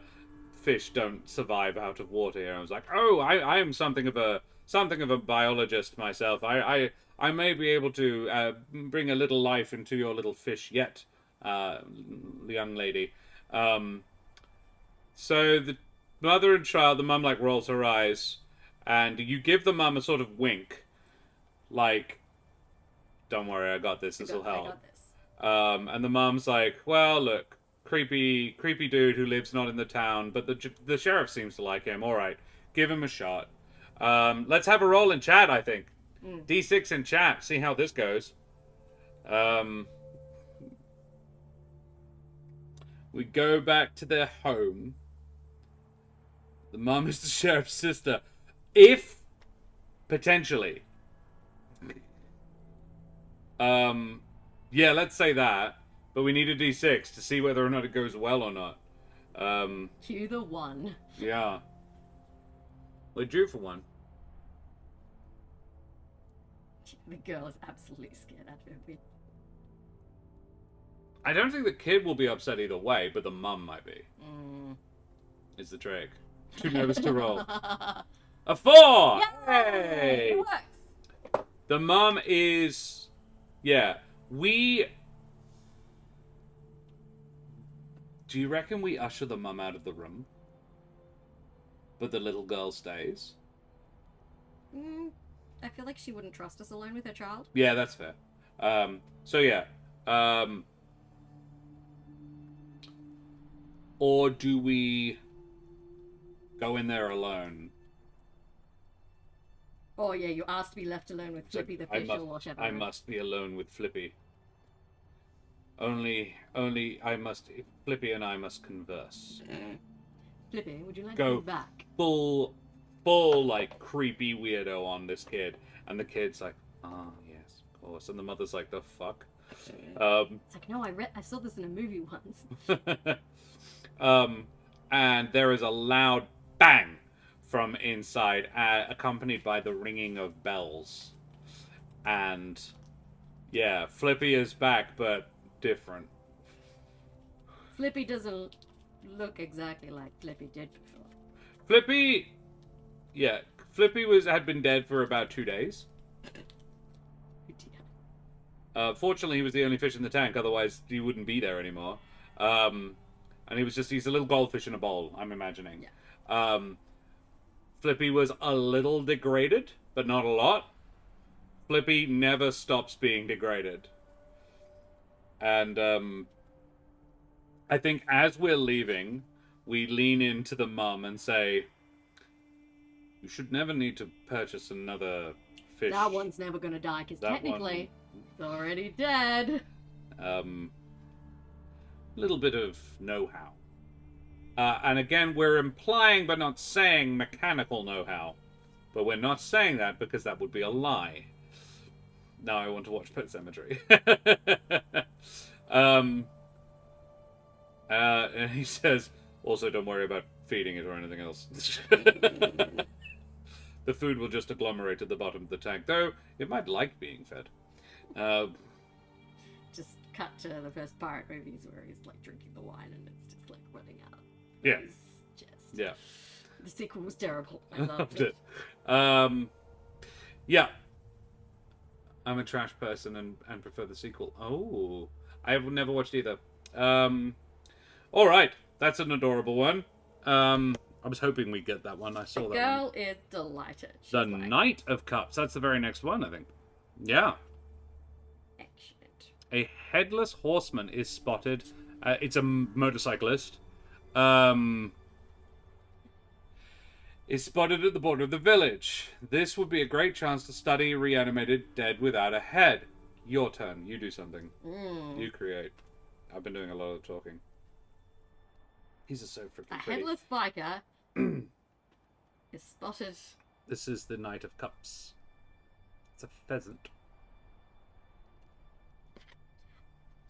I think you approach them to see how well, see if they've developed a means of communication without their head, whether a voice just emanates from their neck stump, or whether they have a rudimentary sign language they've developed. I reckon sign language. I love the idea, and it's not rudimentary. They're very fluent in Auslan.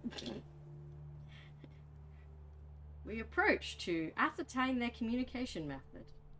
Very scientific. And it's like a dead set, like Harley, like Hell's Angels style biker, like a beefy body, like tattoos. It just doesn't have a. It should be a beard. There is a little bit of beard. There's a bit of neck beard. A little bit of neck beard. That's the most accurate neck beard because It's that's only all you got. yeah. And yeah, it does sign language with this leather gloves. Nice. And whilst I don't think we speak sign language particularly well.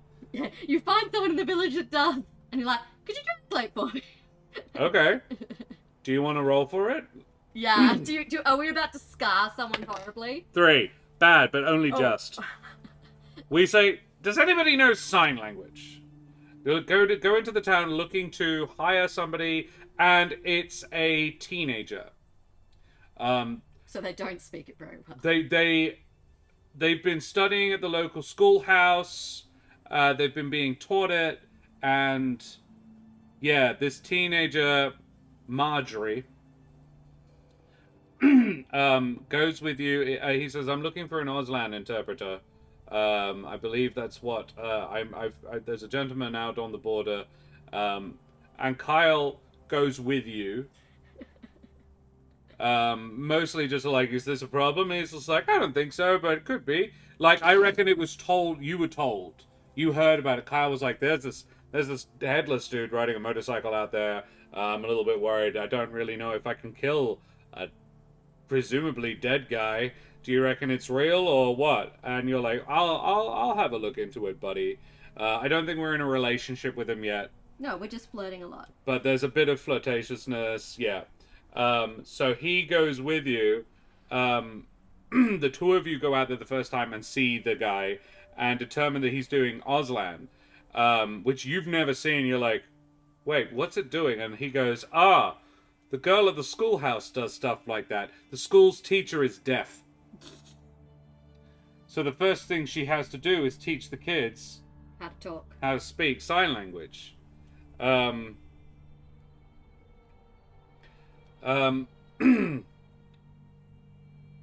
yeah, she has older kids teaching the younger kids how to communicate with her.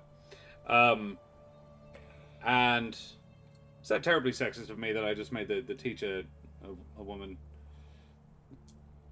Steampunk times, teacher would be more likely to be a man. So. Yeah, alright, fair. The teacher is a man and deaf. Deaf man. A deaf man who has his students have to learn. And so yeah, the man is not interested in coming, but one of his older students is pretty good. Teacher's So like, I'm terribly busy. I'm busy, I'm going to teach. Except he doesn't, he goes, that's obviously not sign language, but neither is. I really wanted to learn, but I do not have the brain for a second language. And it is a language. It's a fucking language, yeah. So yeah, the girl comes out and is freaked out, but is able to communicate with it. And you managed to learn quite a bit about reanimated dead. It doesn't know why Well, I'm doing more of the work here. I would say it doesn't know how it became reanimated. Yeah, Marjorie's freaked out but manages to do it, but it doesn't really understand what its situation is. Yeah. Yeah. But I also don't think it wants an end. It's perfectly content, but it doesn't really understand what's going on. It's not hostile, and it has found a form of contentment just driving around. Just riding its ghost Harley. Yeah. That doesn't need fuel. So it needs for nothing, and it's not violent. So you just sort of let it be. Yeah. It just doesn't really understand that it's dead and it should be distressed about that. It's just like, no, I just ride my bike across the desert, and that is all. Every now and again... Oh. Want to become famous? I want to block your ass, but... Ban the bots. Where's Kate when you need her? Kate? She doesn't have to be here all the time. But she's so fast! She is fast. She wields the sword of modify so well. Moderator, sorry. Terrace banned him. Good on you, Terrace. Thanks for... Terrace has the thing, too. Terrace is a mod. Yeah. I reckon he drops by every now and again if he's got something wrong with his bike and we help him fix it. Yeah. We were like, well, if you do need anything, friend, just drop by. And I reckon we catch up with Marjorie, or maybe just go to the schoolhouse to learn some basic hand signals so we can speak to him. Yes, we just pop into the school when they're having their sign language class. Yeah. And there's just this weird guy in a top hat up the back leaning. My hands just aren't always on the keys because I don't have a lap full of cats. Fair. I actually have no idea where our dog is right now. She's not in her bed, so... Weird. She might be up to something. 5 of Cups. The 5 of Cups. Grasshopper. With grasshoppers. What a cute one. 5 of Cups. This is still Cups. Okay, cool. I did shuffle these. There's a flood and someone drowned. Oh, shit. I'm going to roll for it. 6! Oh, shit. We saved them. Yeah. I think this would be when the town finds out. Yeah. I reckon obviously Kyle knows, but it's not well known that we're a necromancer. And this is where they find out. And we choose this moment because it's a positive moment. It's a, oh my god, they live in the desert. The children don't know how to swim.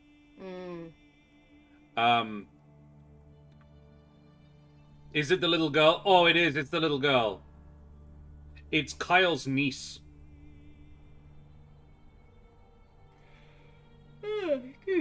Kyle's niece drowns, and we bring her back.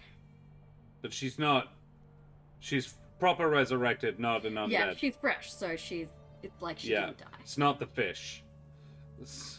I'm actually going to write it down like that. She's fresh, so it's like she didn't die. Yeah. I even think we dive in after her because where we're from, I don't think anyone here knows how to swim. Or there aren't very many. We, on the other hand, are from a place where water is plentiful. And so we're really good at swimming. So we dive in and save her. I think the robot arm helps. I reckon it's got a grappling hook. It's Inspector Gadget style. And grabs on. They just see this hand fly out and grab a rock and then get pulled back to the surface. Yeah. Oh, you might even have to explain drowning, kind of like in June. Yeah. The book, not the new horrible movie. You didn't like the movie? The old movie is one of my top 10 favorite movies of all time. Oh, there's your papa.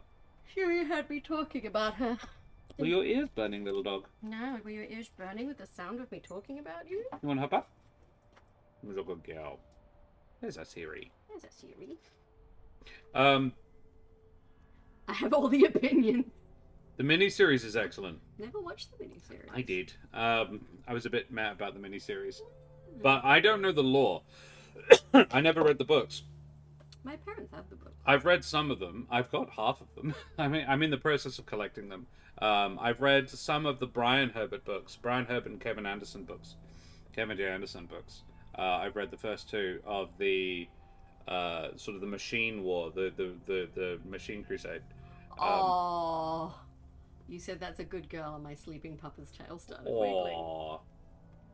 There's my good girl. Yeah. Yeah. Just kisses. Just kisses. How you going, baby? We'd resurrect you. Yeah. So, haven't read any of Brian's books. They're a little slow, but that's to be expected. But it's interesting to see how the House Atreides and House Harkonnen started. And in fact, it was the Harkonnens that were the goodies at the beginning.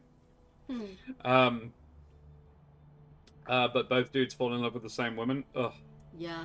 I think it's kind of like, because like up north of WA is desert, but it floods in the summer because they have cyclones come through. Yeah. But I think in this village, it's so rare. Yeah, it's a once in a decade sort of situation. Or even more than once in a decade. It's like but only the oldest people in the village remember the last time this happened. Yeah.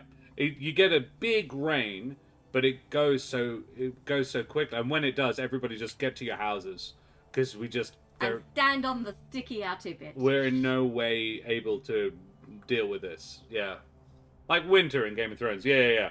Once in a sort of generation. Yeah, because when ground's dried out, it doesn't absorb moisture as well. No, it becomes very. That's why if you get a flood, like if you get heavy rain after a long dry period, it's actually more likely to flood because. Yeah.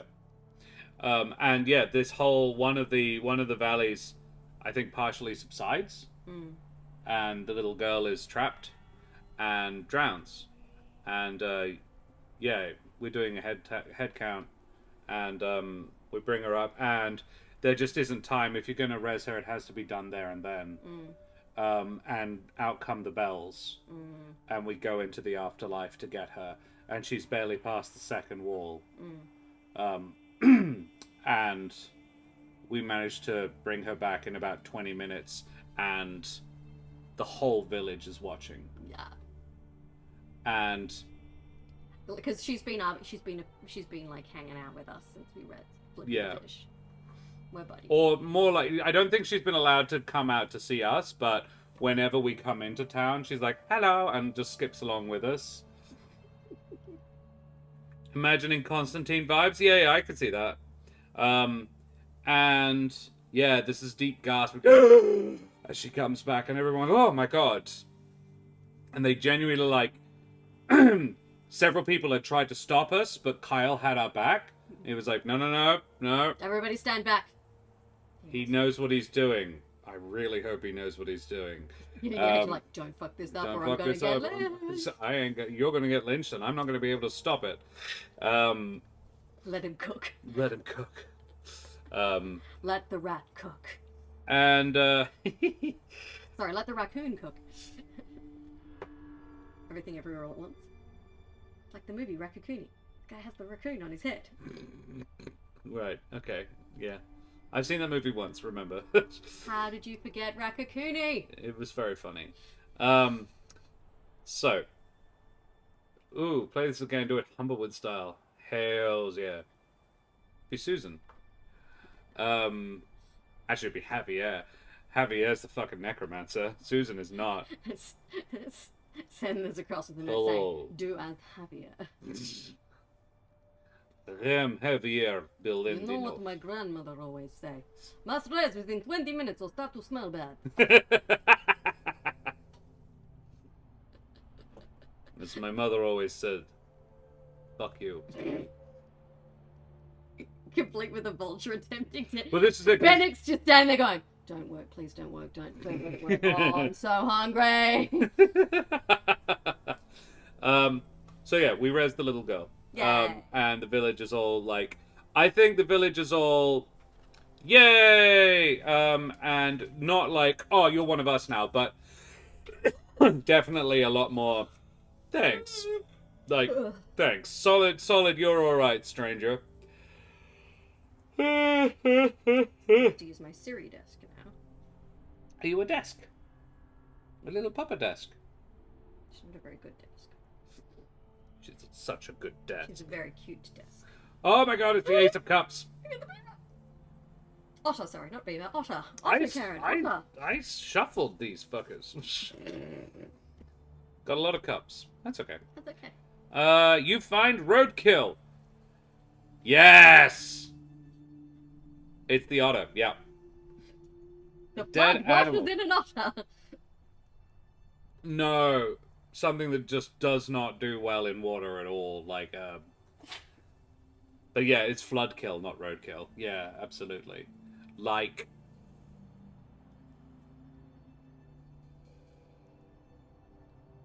I actually think it's the local children. I reckon after you res... What was the little girl's name? Did we name the little girl? No.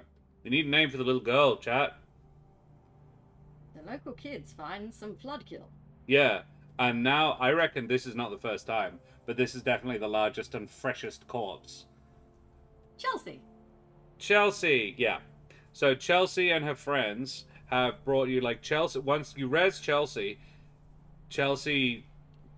that, like, it gets around that you also res Chelsea's pet fish. The mother thought it was a robotic fish now. Turns out, that's why Chelsea's water smells a bit bad. Not Chelsea's water, like the fish's water. Flippy the fish's water. Flippy's water has bits in it. It's a dead camel. Yeah, there's our steed. Yeah, can you bring back a camel? He's like, wow, I've never tried. The Lawrites raiding! Hey, Lawrite! Thanks for the raid, you bloody champions! Avast, mateys! Welcome. Favorite raid emotes up in chat, everybody. How are you, Adana? Good to see you, my dear. We're about to bring a camel back from the dead. Not a sentence you get to say every day. Well, not definitely. We have to roll to see if we succeed. Oh, I reckon we succeed. It's just whether or not it goes well. How good is the camel? And the camel will be dubbed Mortis. Mortis the camel. All right. Well, Adana, can I get an exclamation mark roll space 6 in chat to see how good a condition to find out how well this goes? Because it's more about how well the situation goes. Yeah. Found a thing I haven't seen before in Divinity. Ooh, 2! Oh, not dear. great. Not great. Okay. It does not work well. I reckon it works, but I reckon it doesn't look great. It's fresh enough to reanimate. Like, kind of in a, oh, maybe I should put this guy out of No, you know what I reckon it is? They were going to eat it. It's fresh. And I reckon a farmer was like, it was found on his land and he got a bit upset that we rezzed it. The kids come and's like, Mister, we found a camel. You want to raise it? And you go, oh hell yeah, I haven't raised anything as big as a camel in a while. Let's do this. I've been eating a horse. Okay, it does not go super well. Hey, the farmer was going to eat it and now it's alive again. Yeah. I reckon the camel's fine.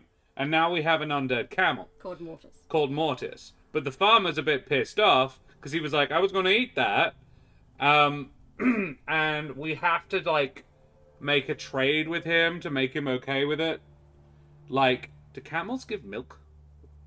Lady camels would give milk. Lady camels would give milk. Or we could just be like, go forth, my children, find more blood kill. Yeah.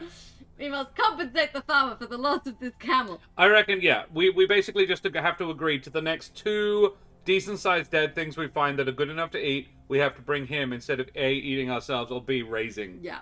Yeah. We agree to bring They do, it's brown. Uh-oh. I mean, I trust Terrace to know this. I'm a little upset about it, but yeah. All mammals give milk. Well, that's the thing. All. Just not necessarily milk you want to drink. Exactly. Generally speaking, if milk's brown, I'm not interested. Hey, Terry, good to see you, mate. It can be brown. Great. I mean, all milk can be brown. Not always. I'm gonna leave this. I'm gonna end that line of inquiry. My FIL drank... Father-in-law drank camel milk when he's in a desert storm. Look, if you're out of options, lots of things taste better if you're desperate. Horse milk is apparently quite nice. I don't need to know that. 7 of Pentacles. I don't even drink cow 7 of Pentacles. Moving on. Moving on. Thank you. The Seven of Pentacles. It's a crow. How appropriate. Nevermore. It is. It is really nutritious. I just we agree to give the farmer 2 dead animals to make up for the camel. We immediately go looking for mice. Bring him 2 mice. Yeah. Pentacles. 7 of. You get an opportunity to have a leisurely chat with the village gravediggers. Can it be a couple who do? Yeah, obviously. Together? Yes, absolutely. Can they be a lesbian couple? They can now. We meet the lesbian couple who dig graves for the town. Apparently, lion or tiger milk is supposed to be delicious. Huh. I mean, Creepy, you don't have to drink it from the teat. Just someone commander crawling up to his fucking toe. What are you doing? Leave me alone! It's apparently delicious. You couldn't milk it. No time! Like the lumberjacks in the Willow series. Oh, I never suggested. I just don't want to milk them. Well, look, apparently, yes, it does. Yeah, that's true. I confirm. Excuse me.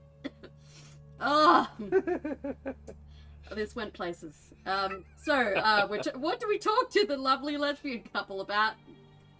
The graves. Unless we want to kind of get across how they do like what's their kind of burying ritual up here. Yeah. How likely is it that a grave will be noticeably disturbed? Like, how likely is it if I start rezzing some of these guys, people are gonna know? Ooh, or we use it as a subtle way to ascertain where the super old bodies are that no one will be bothered by. Yeah. I mean, we try to subtly find out where the old bodies are. And they key us in that, yeah, everything in the graveyard, not so much, but out there in the boneyard, and actually there's that crashed ship out there.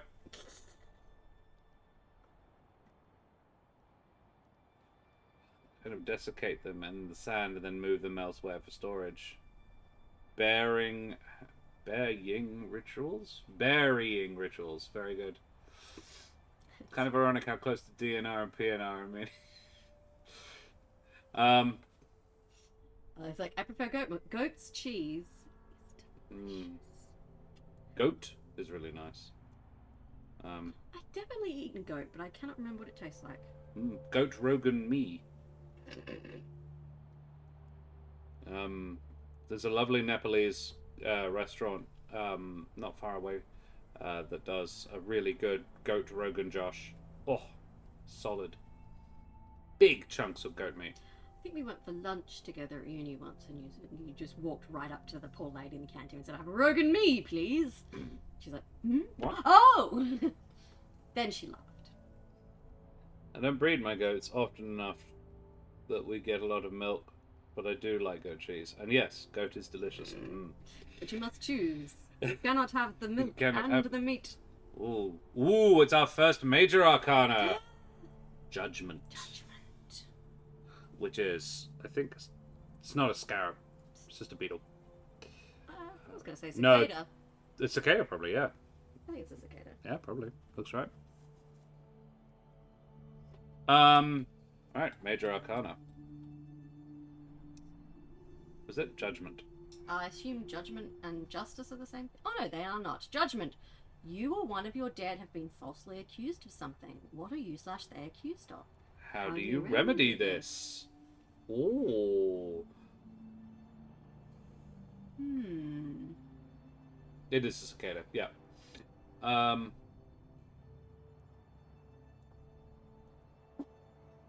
Falsely accused of something. Grave robbing. Grave robbing, yeah. I reckon someone else. I reckon that the tradition here is that people are buried with some of their goods. Something not necessarily valuable, but of great that they made. Most people here are craftsmen. So something of their craft that probably has... Like, we're not interested in their baubles, we're interested in their bones. Yeah. And... yeah, let's roll for it. See if it goes badly. Oh my god. 1. A 1. Oh shit. We're in trouble. We are in trouble. I think because we didn't do it, there is actually no proof that we did. I think they ransack our house, but they can't find any proof. And Yeah. they have to concede that it wasn't us because we don't have the things. Yeah. Yeah. I reckon Kyle reluctantly leads a mob. But he's like... well, he comes with the mob basically to make sure it doesn't get out of hand. yeah, but the mob has been organized, and the mob is like, doesn't trust him because... they've seen us making eyes at each other. yeah, they know that we're friends. And they're like, well, you know, this isn't maybe... like, it's his job too. He's like, I really hope you haven't done that, because otherwise I'm out of a job as well, and we'll probably be both just driven from the town. Heck, there's a chance my sister will be driven out of the town. Like, dude. And you're like, I didn't. Why would I? He's like, was it Artemis? Was it no, not Artemis? Atticus. And he was like, no. Atticus isn't independent enough to be able to dig a hole without me watching, and I might as well just do it myself if that was the case.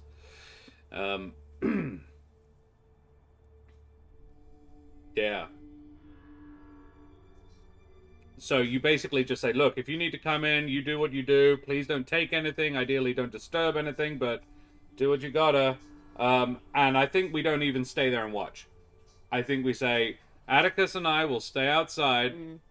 We'll go for a ride on Mortis, while Kyle supervises you guys doing what you gotta do. I had hoped that you guys would understand that's not my deal, but... I like at this point you can be super honest. I'm like, I'm really interested in dead bodies, not what's...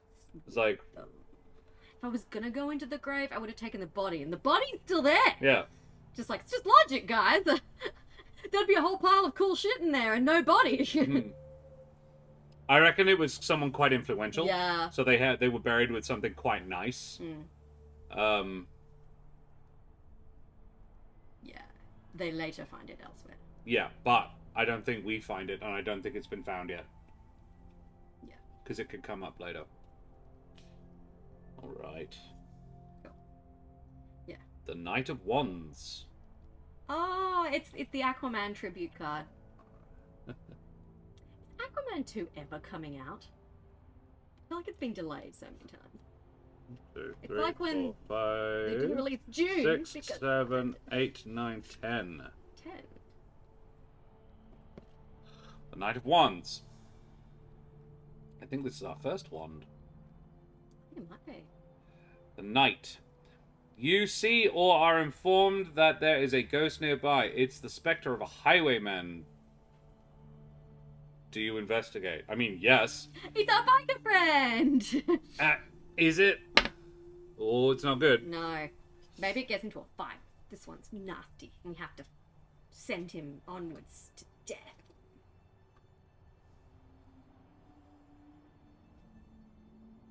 I reckon it's been hurting people. And I reckon we get there in time. We don't get there in time to stop it hurting someone else. I think we're a bit pissed off about the whole grave They're robbing like, thing. please, Mr. Necromancer, We're like, oh, you want us? You want my help now, do you? And you get sulky with them, and you don't help fast enough, and you could have. And it takes Kyle coming and going, dude, stop being a dickhead. And help. So Kyle has to come ask. And you can't say no to Kyle. And we his can't say beautiful no to eyes. those eyes. Yeah. No one dies, but someone is injured. Yeah. And it's the wanker farmer.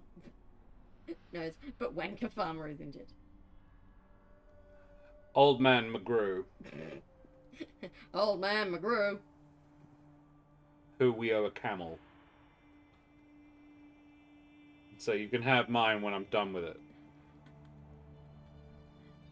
The Eight of Wands. Like, I'll just kill the camel again eventually, and then it's all yours. Yeah. It's like, I'm just This borrowing way, the kettle. yeah, this way, it won't get worse. It's like, I don't want to eat something that's been necrofied.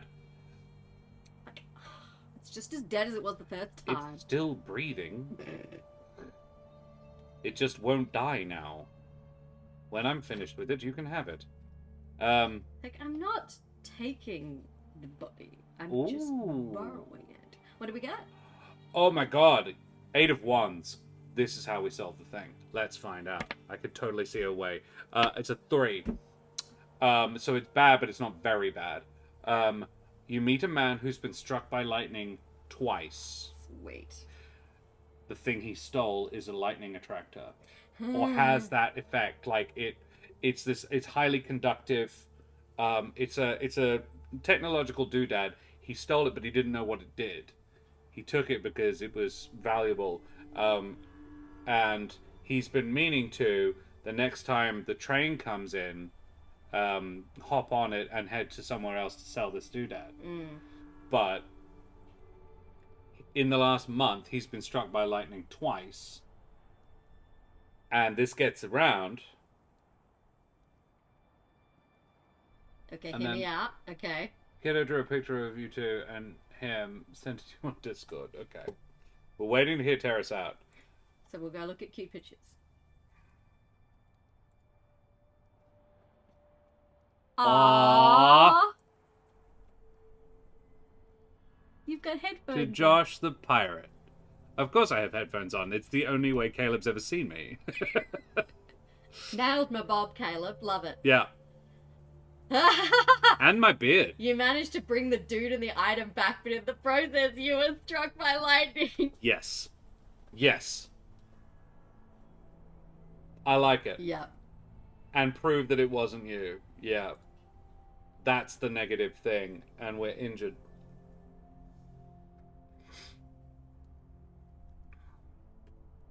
Ooh. I really want the 9 of clubs to happen. 9 of wands. 1, 2, 3, 4, 5, 6. It's like, it 7, stings. 8, Kyle has to put a 9, damn 10, cloth on our 11. forehead. It doesn't all have to be Kyle. Atticus, get some damp cloth. Atticus dabs your forehead with a damp rag. Here you are, sir. Or rattle, rattle. I reckon we've taught it exactly one phrase. Here you are, sir. And it's not it's not actually it talking. It has a magic stone. It's got an enchanted stone in its mouth that whenever it clacks its jaw up and down once, it makes that noise. Here you are, sir. So it just whenever you give it an instruction, it clacks its teeth together once and says, "Here you are, sir." It talks? No, it's a not trick. really. Not really. Not really.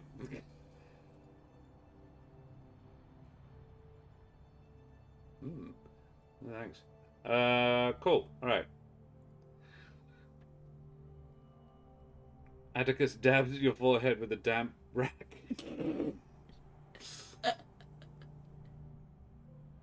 Oh, I thought it might be a steampunk music box type voice. Yes, yes, yes, yes. But it only has like 3 phrases. Yes. Yeah. Here you are, sir. Thank you. You want it when? Teaser? Yes. Teaser and Here you are, sir. here you are, sir, and coming right up, sir.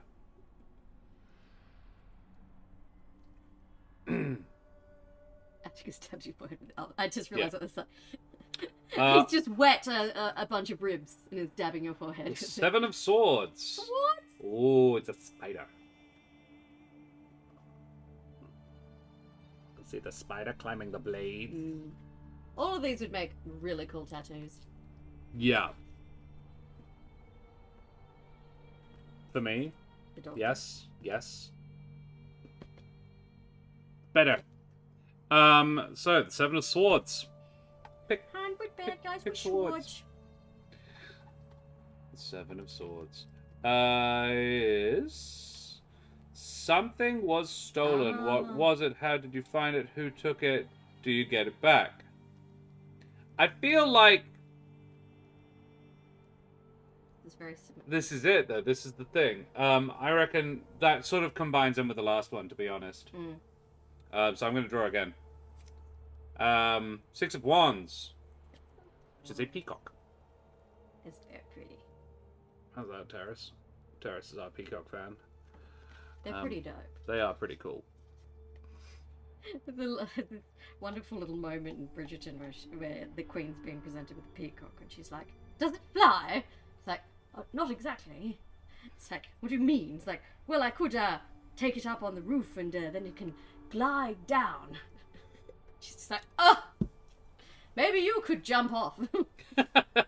All right. There's trouble in the village due to a misunderstanding. Do you get involved? Ooh. Again, a 3. So it's going to go badly. But only slightly. Only slightly. I reckon we've been having to stay in the village for a couple of days while we've been healing up our injury. Yes, recovering from our scorching. So this is where we stay with Kyle for the first time. And I think we're aware of this because Kyle's the sheriff. And he has to go break up the fight. And he has to go and break up a fight. And what do you think the fight was about?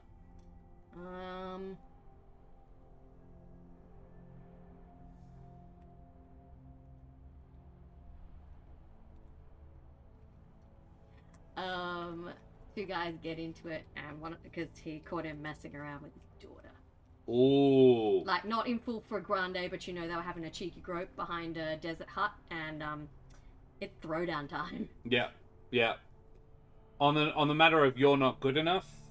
He's like, "How dare you? You're not good enough for my daughter. I demand you marry her." I demand you marry her, or no, I'm not going to demand you marry her. You're going to stay the heck away from her. Right. Because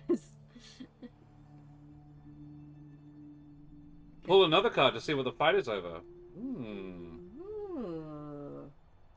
I like what Keren said. Let's see if what we get on this card is interesting. The Hanged One. Could be interesting. And yes, that is the correct way up. Okay.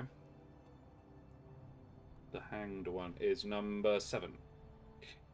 The Chariot. The Chariot? Maybe not then. The Hanged Man. The Hanged 11. Man, there you go. 12. A day is... Oh, because I can't read Roman numerals. X22 it's not V22. A day of stillness, quiet, and self-care. Do you gain a new... That's what you're doing when the fight breaks out. Yeah. Like, Kyle set you up with a nice bath and a drink, and he's like, "I gotta go to work, but you chill, feel better."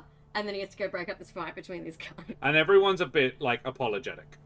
I reckon everyone's a little apologetic. Like, "Oh, you didn't steal it. That guy stole it." I think nowhere near enough, though. Like, they were incredibly rude and a bit anti-necromancer-ish. And you're like, whatever. And I don't think we get nearly as much apology from the locals as we would like. Yeah. But Kyle is like, "I'm really glad you didn't do it. I'm really glad you figured out who did. Glad you're not dead. I'm really sorry that I wasn't able to help you figure out who it was." I reckon Kyle, like, you go and get Kyle. You're like, "I'm taking this to the sheriff. Fuck you, man. They all think I did this." And he's like, and he knew that everybody would blame you. Would blame you as the newcomer. In fact, he'd been waiting to do it for a while. And then was like, "Hey, a perfect scapegoat." Scapegoat boy. Yeah. And Maiden needs you to break a curse. Number 11. Yeah. So yeah, we're having a nice day off. Do we get involved? No. I think we just... Maybe we bond with Kyle over, like, falling in love with the wrong person. And that's how we first... But nothing comes of it because it's a 3. Yeah. Like, we chat, but it doesn't go any further. But neither of us works up the nerve to make the first move. Yeah, we don't know how he feels. He's been very nice, but he could just be, like, feeling really bad that his people were shitty to us while we're having our bath. Alright. Last day. Last week. I feel like that was quite a lot for that. Like, I reckon that all happened relatively quickly. I think we need a couple more weeks to finish out the season. Yep. Because that's been, technically, we've drawn 14 cards. The Two of Cups. Two of Cups. Ooh. Bless you. There's a new arrival to the village. Who are they? Do you know what it's like to be the new kid on the block? Do you welcome them? If so, how?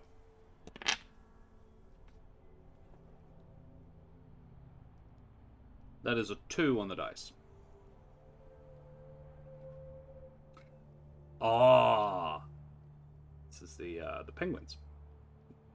Two of Cups. Eastern Atticus. No. I reckon they're from a place where necromancy has gone real bad. And they I like. So you go and you're like, you're like, hey buddy, let me show you around. Yep, I'm pretty new here too, but people here are starting to like me, and it comes out that, like, over the course of the next, like, a couple of hours as you're showing the person around, that you're a necromancer. You're the Village Necromancer, who everybody likes quite well now. Like, everyone's like, alright, he didn't do it. He saved that girl's life. Bad. And he did save that girl's life, and her fish. And the camel. And, you know, old man McGrew is a bit of an arse, so let's not hold the camel against him. He's been pretty great. His money's always welcome, you know, he's reasonably well off. He's been pretty handy all up, and he even helped he even helped solve the mystery of the person who did steal that thing. But this person is instantly like, nah, hard pass on this guy. Like, don't trust necromancers. And starts, I don't know if he necessarily starts spreading shit about us, but yeah.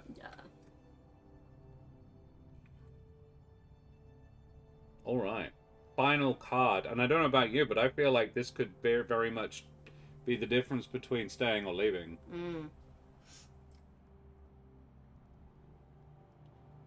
Alright. Last one. The Queen of Wands. It is the... I want to say a Jerboa. Little sand mouse. Oh, my nose is so itchy now. Alright. Should I stand or should I go? Queen of Wands. There we go. You are on visited it. by a village official. Is everything alright? Alright. I feel More deep. Yeah. Oh, keep coming up on 2s. it was cocked, it hit the card. Yeah. You should roll again. Let's roll it in the wooden forged ice tray. Yeah. Terrace thinks it's a hamster, by the way. 3. It's better. Could be. It's got quite a long tail. It's got a bushy tail. Hamsters have tails. Do they? Yeah. I'm thinking of guinea pigs. Guinea pigs don't have tails. Yeah. Hamsters have tails. Could Might it be well the be. bear? The mare, yeah. The Unless other... it's Kyle come to declare his love. Chinchilla? Ooh, could be a chinchilla. It'll say in the book. And we will now pause gameplay to consult To the find out diary what manual. book it is. What animal it is. We are looking for the Queen of Wands. Chinchilla. Well done! Well done, alright. Gold star! Solid chinchilla spotting over there. Chinchilla's basically a hamster, though. Yeah. What was... There was another one that we didn't know exactly what it was. Oh, it was the cicada.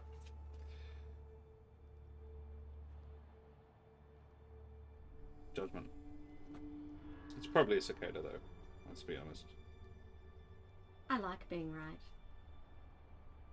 Which is why I want it to be a cicada. I'm counting my eggs before I hatch. It's not going to be a cicada now! There it is. Judgment. Cicada. Nailed it. Oh. That was good. Anyway, do we want... It's all the same artist, a Malaysian Chinese artist called Ambi Sun. Her name's on the fucking book. We just didn't realize because it's not a European name. How Eurocentric of us. I wonder if she has an Instagram. Ambi Sun. I will spell it here in chat. Ambi. It's like Hey, Abby, can I get your rabbit tattooed on my leg? Yeah. Except that's not going to happen because You're not going to get I tattooed. don't want to. Like, I'm fine with needles, but I don't necessarily want. You know how my mum and dad are both powerfully anti-tattoo? Yeah, we'd never be able to tell. Mum thought that one was legit and was super chill about it. There you go. Yeah, she has an Instagram if anyone wants to follow her art. What's it called? At Ambi_Sun. Yeah, Ambi_Scum. Would it be an at? On Instagram, yeah, at Ambi_. Ambi_. Yes, illustrator and graphic designer, creator of Orion's Tarot, published by Rockpool Publishing. She's also on Twitter. There you are. Doesn't hurt that bad. Yeah, I've always wanted to. It's more of a money thing, and also a job thing. If you are tattooed, then acting is... It basically... limits you a little bit. Yeah, they always ask if you have tattoos. A chinchilla named Gandalf. Oh my god. Apparently they can be real assholes. So can rabbits. You know, this is not unusual. Queen of Wands. Yeah, you're visited by a village official. It's a 3, so it's goes badly, but not it goes poorly. I have a camel named Gandalf. I have a wizard named Gandalf. Maybe the mayor's come to be like, you've been rubbing some people the wrong way. Yeah. It's a quiet word to move on. Yeah, the mayor comes to... Yeah, like, not... He doesn't tell us to go. Yeah. I think if it'd been a 1, he would have been like, get out of my town! Yeah. But it's a 3, so I think he's like, I think you might be better if you leave. I don't think he ever uses the word leave. He just sort of puts it out there that he implies there's some rumblings. The new guy in town has told has been at the bar most nights, telling stories of how bad necromancy can be and where he's from. And I'd like to draw one more to see if we can get to the bottom and see if we can't resolve what the dude's problem is. The Lovers, number 6.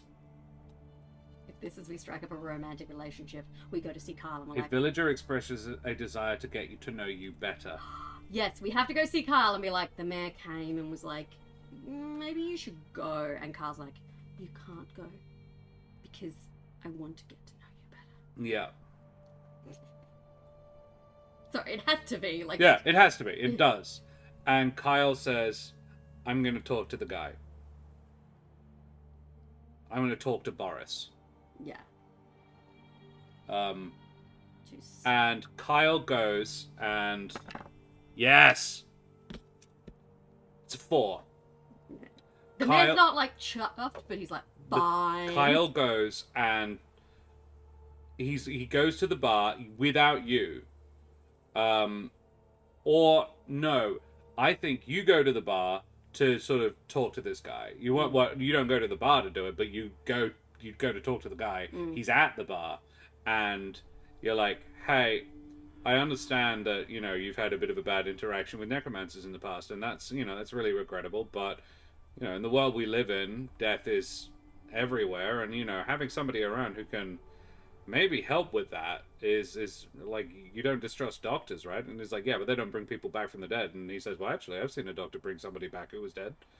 And you try logic, and the guy just isn't down for it. And then Kyle comes in, and, like, you get on the verge of a fight, and you're like, look, I don't want any trouble. I'm just going to go and sit away from you and finish my beverage. And Kyle comes in and is way more tactful about it. And the guy is just out there shooting his mouth off about stuff. And Kyle starts saying about, like, well, my experience with necromancers, they actually tend to be good, if a little bit unusual and misunderstood people. You know, like, I met a necromancer once who saved a little girl's fish. And he's like, what the hell? What a ridiculous story. Like, why would a necromancer do that? And another villager pipes up and says, yeah, I heard that story too, actually. Little girl was really sad about the fish being dead. And you don't get a unanimous vote of support from people, but enough people say, you know what, actually, Boris, shut the fuck up. Because, yeah, you've met some bad necromancers, but actually, all those stories we just told you are about our fucking necromancer. And he's an alright dude. And Kyle starts it, but enough other people sort of rally around that Boris fucks off. Yeah. Boris is like, then I don't think this is the town for me. And everyone goes, yeah, I don't think it is.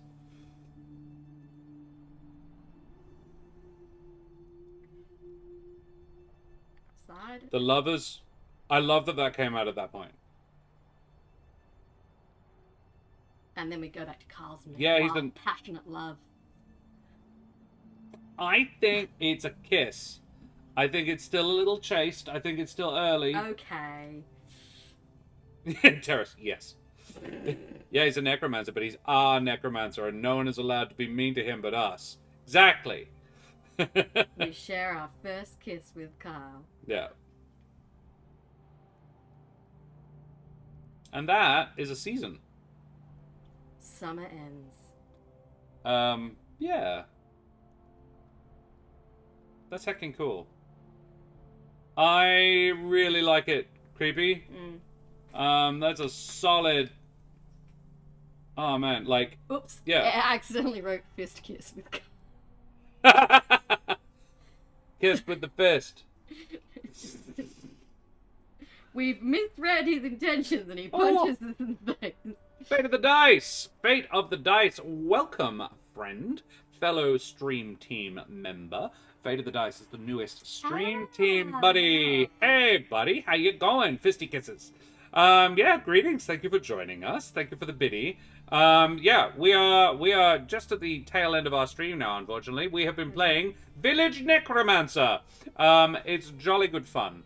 Everybody, yeah, go and check out Fate of the Dice. I will have a shout out at Fate of the Dice. No, it's X Fate of the Dice. That's why it's confusing. X Fate of the Dice.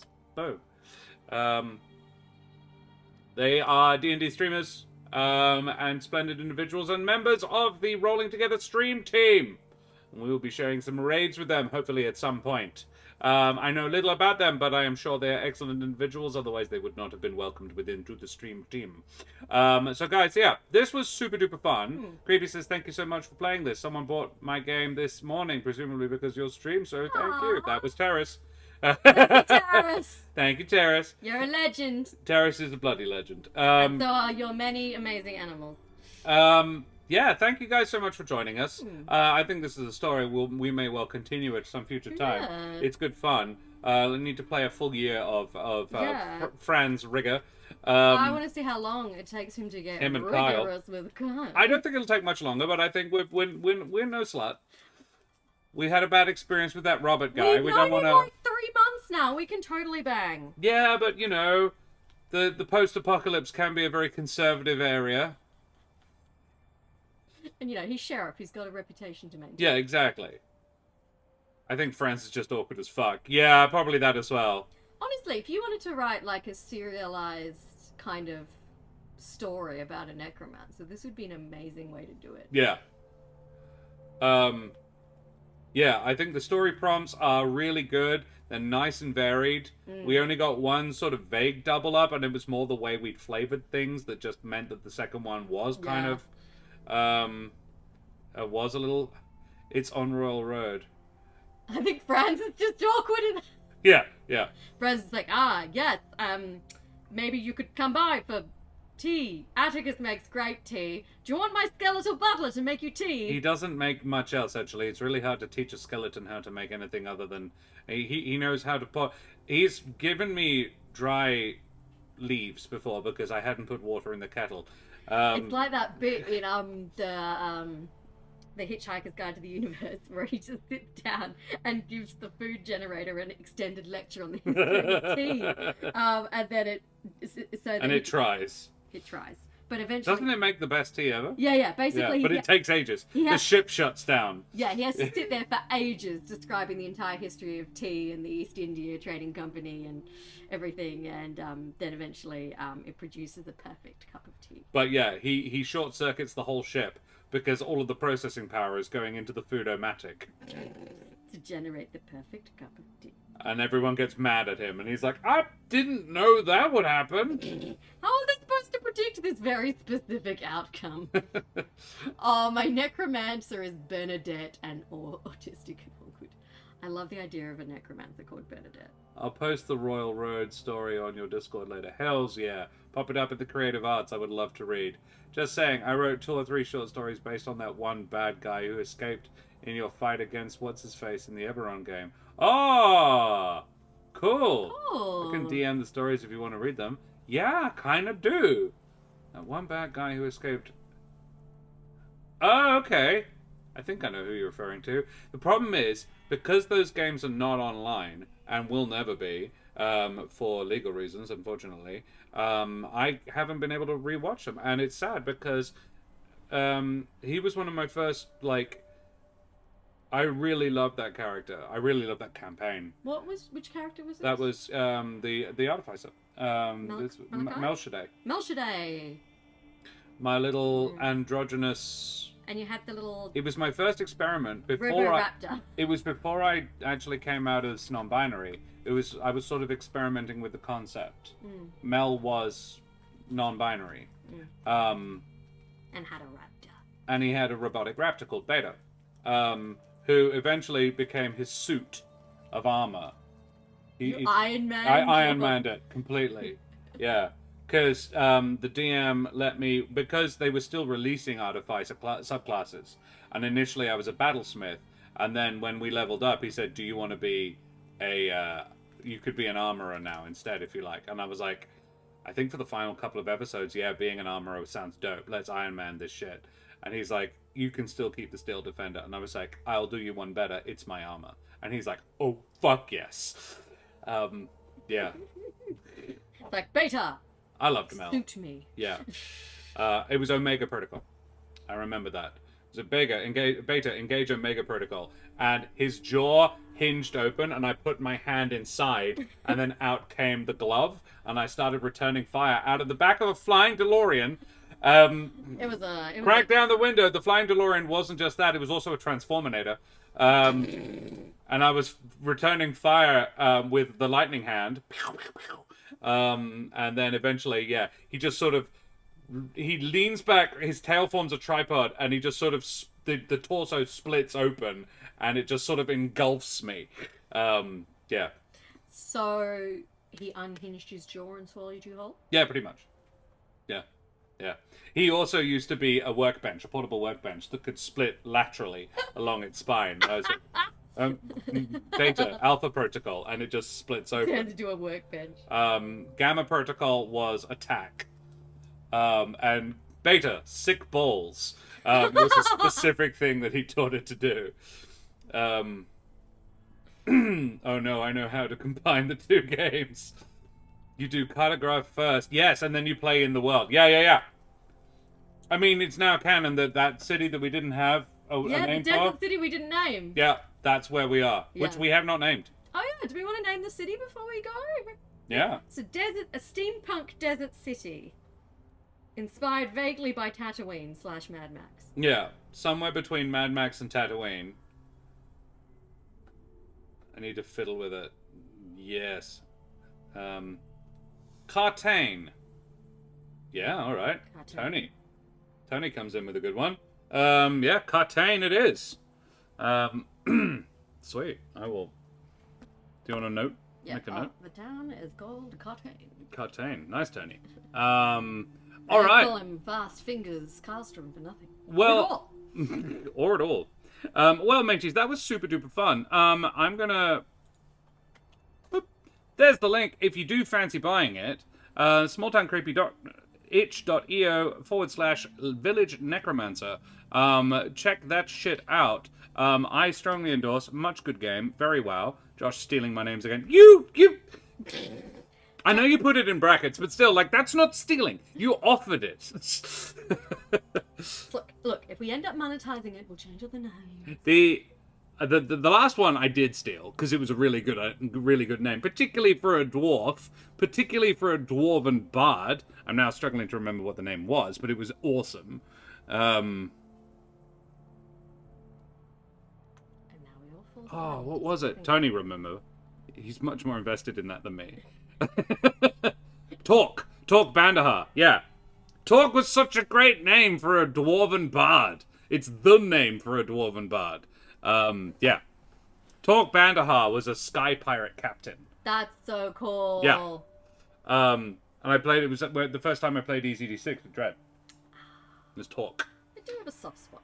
And at some point, about halfway through it, when we're playing this airship fight, and Talk's steering around, and I said, oh no guys, I've got a really good idea, but you're gonna hate it. And they're like, what is it? And we were, by this point, they had harpooned us, and we were stuck to them by a rope.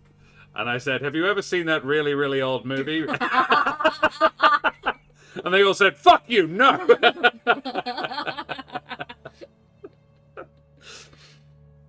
But Dread gave me inspiration, and I succeeded. Worth it! Worth it. So, guys, we're going to go away from here now and raid the Eldritch Scribe. Speaking of Stream Team buddies. Yay! Yeah, super fun time. A solid... What movie? Oh, the quote is from Avengers. No, it's from Civil War. Yeah. Captain America Civil War. It's Spider-Man says it. Young Spider-Man says, hey guys, have you ever seen that really, really old movie, Empire Strikes Back? Because they're trying to work out how to defeat Ant-Man. Yeah. And he's like, and they're like, how old is this kid? Yeah. Like, okay, he's a little young. I didn't carbon date him. He's on the young side, all right? It's like when, I'm looking at vintage clothing and they're like, vintage 90s, and I'm like, shut up. I remember the 90s.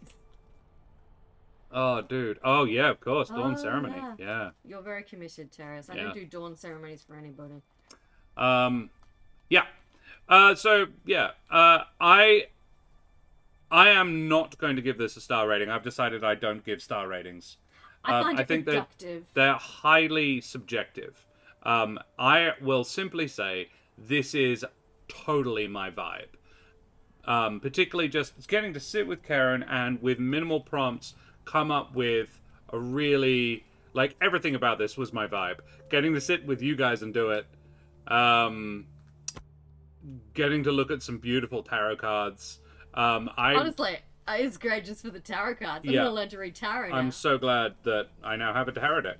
Could you read someone's tarot over Twitch? Because then I could read chat's tarots. Ooh. Or what? Is it reading the future, or is it just like reading about your life? I don't actually know. Never had my tarot done.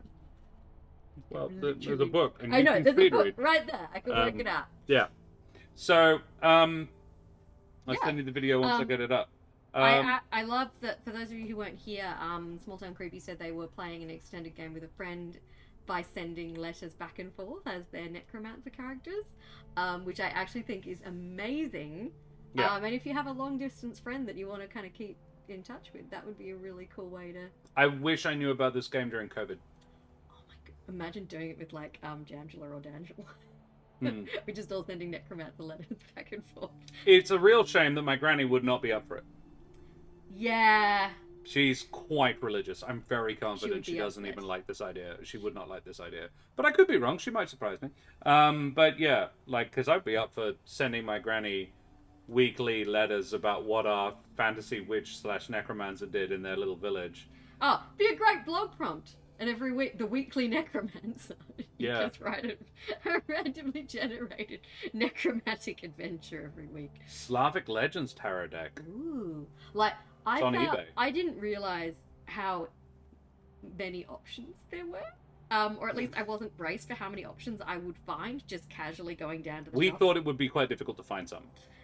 Nope. Didn't realize. Fucking Kmart has tarot You deck. can get them at Kmart. We didn't. Didn't because they weren't So the Kmart deck was the same as a deck I saw actually in the shop where I bought these ones. Oh, really? But this shop, which was a bookshop, actually it's that weird bookshop, QRD or something. they had the most options. They had a massive shelf, and it was just different types of tarot decks. I tried to find you like a unicorn one, but I couldn't find any unicorn themed tarot. Those are not in here either. These are all real animals. These are all real animals. But these ones, like, there was another animal one that was cheaper, but these pictures were just better. I love. The art is just. I love that the sides are silvered. Yeah, They're like we got so the cards shiny. out, and I'm like, oh! The only problem is you have to be extremely careful with like how you shuffle them, otherwise you will damage them. They're probably quite fragile. But so I shuffled scatter them on the table, then put them slowly into several piles, then pile those on top of each other. Do that 2 or 3 times, and you'll get yourself a reasonably good shuffle. This was reasonably well shuffled, but there was a lot of cups and wands. I think we got about half of the cups. Mind you, like, so far, both times we used a deck of cards, we've drawn a lot of one particular one. It felt like it, but we checked. No, it wasn't. It felt We got like a lot of hearts and we got a lot of clubs. Yeah. We didn't get very many spades, in fairness. Yeah. We drew 12 cards and only 2 spades. Yeah. So that was where it was. No, it was more than 12. It was about 15 because we had 6 hearts and 5 clubs. Yeah. But yeah. So. Oh, here's a name for Keren's next dwarf character. Grit Smudgebottom. Noted. Gilded decks is so yeah, but the gilding does chip off. Yeah, exactly. Well, yeah.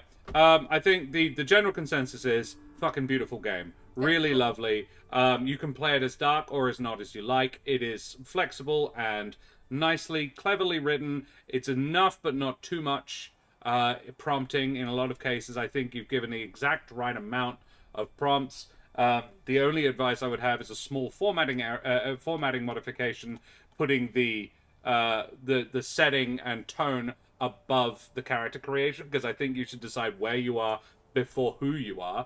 But one can very much be informed by the other, and given where they are, it's basically just it's on the next page. So I don't think it's that important.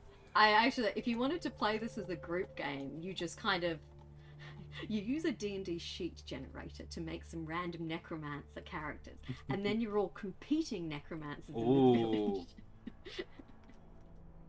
Thank you, Tears Up a little. Yeah, I think the character creation is really good as well. The questions for that Questions are good. Are really good questions. The code of ethics, favorite necromancer spells is a really interesting one. Yeah, and it sort of forced me to think about my other, like, not a particularly. I've played a single necromancer once in D&D as a one shot. I played. He's up there. I painted a dark elf, an old dark elf mini, because I was like, this is really cool, and I wanted to practice shading with purple. So. Right. Where is he? Ooh. It's up here.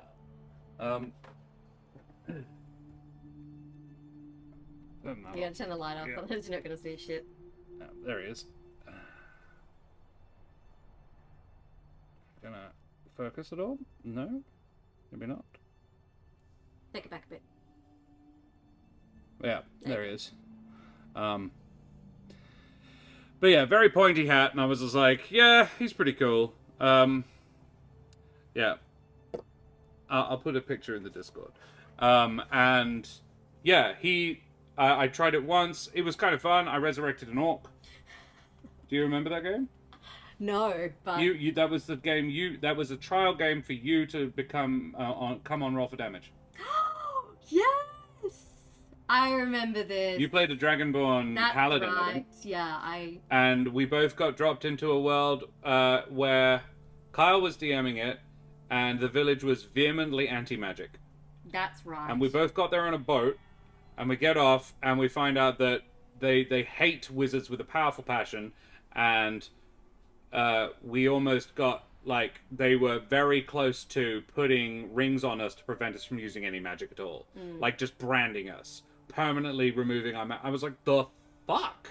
Guys, I said, hang on, why didn't I know about this? Would I have known about this before I got off the boat? And he said, oh, almost certainly. I was like, the problem is, you didn't tell me, the player, this, and if I'd known, he wouldn't have gotten off the fucking boat.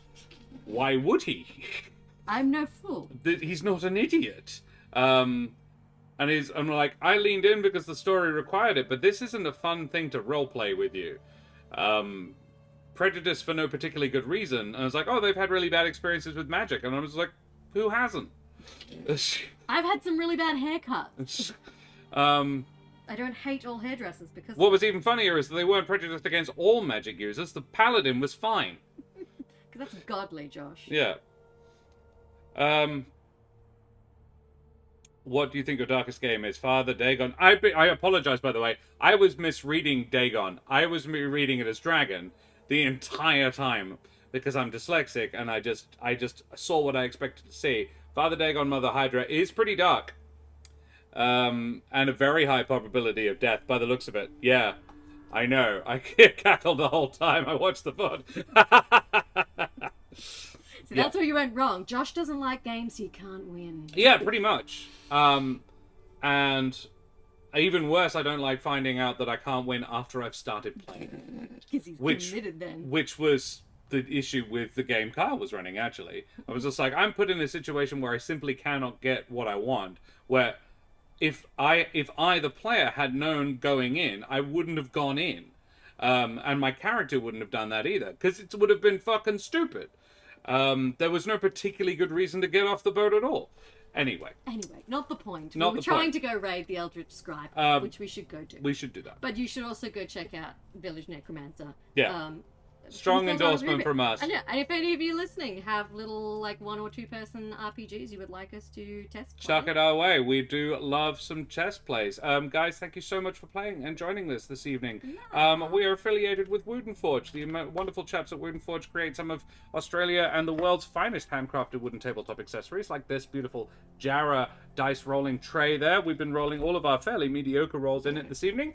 And we've been having a mixed to middling time in this village. yeah, a lot of 4s, no 5s, a couple of 6s, and a couple of 2s. I think it's very middling results there, but there we go. Check them out at woodenforge.com/Corsairs Cove for some beautiful stuff. The music you've been listening to this evening has been by Sirenscape. Check them out at sirenscape.com. They are not sponsors. In fact, I pay for the use of it, but very nice music. This is my desert soundtrack, actually. My desert sounds.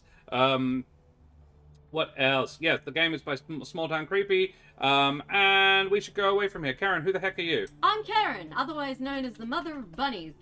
You can follow me on the slowly disintegrating hellscape that is Twitter at Mother of Bunnies, or you can follow my burlesque alter ego Miss Lollamore over on Instagram. You just missed her last performance last night. I did perform last night. You missed it, but I didn't though. But I'm performing again on the 6th of May if you are in Perth.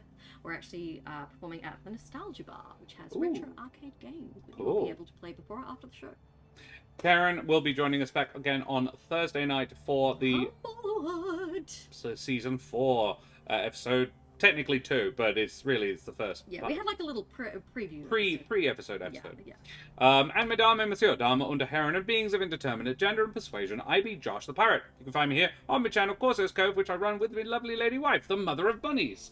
But you knew that because you've done it already. Good job, keep doing it. Thank you for joining us this evening. I'll be back tomorrow night for more TTRPG fun, but it'll just be me sitting here alone on my lonesome while she's out work, or I don't know what she does. I actually don't have to have go anywhere tomorrow. You could come back. We could do this again. I'm so excited. We could do this again. Let's see how tired I am tomorrow. Yeah. I haven't had a rest day. That's true. I need a rest day. I technically had a rest day today, but I didn't. I, in fact, cleaned the whole house. I come home and the house smells like cleaning liquid. 100% of Creepy's children, approves of Josh the Pirate. Can we put that as a quote? And they have an excellent taste. Yes, I will put this on it's like 5 stars. SmallTownCreepy's son, Caleb. Creepy son. Sounds worse. It was just Creepy's son. Well, I would love that, Terrace. All right, we'll go away from here now. Karen, last thing. Tell us about Ukraine. Ukraine. You've probably heard about it in the last year. They've been having a bit of a war with Russia. It's a small one. A bit of a one. Unfortunately, it's still going on. So if you have any spare money that you would like to give away to charity, we have a couple of suggestions in the chat. You can donate to the Emergency Action Appeal, which is an Australian-based conglomerate of not-for-profits and charities that are trying specifically to help Ukrainian refugees. Or you can buy the wonderful Curious Compendium of Slavic Myth, a 38-page D&D booklet of classes, creatures, subclasses. There's a beautiful map. There's a little one-shot that we actually played. You can find it on our YouTube. Subtle plug. And you can get it for the small donation of £1 British. It's very lovely. And all that money goes to the British Red Cross Appeal for Ukraine. Thank you very much. Cool, guys, we're going to go away from here now. Throw the favorite raid emotes up in chat. Tell Des and the Elder to describe where you came from. Des, Raph, Pretty Paper Stars, they're all there. Yeah, give them the love like we always do. And I will see you at 6 p.m. AWST tomorrow night, which is GMT plus 8, for more TTRPGs. Guys, say goodnight. Bye, Keren. Bye-bye. And boop.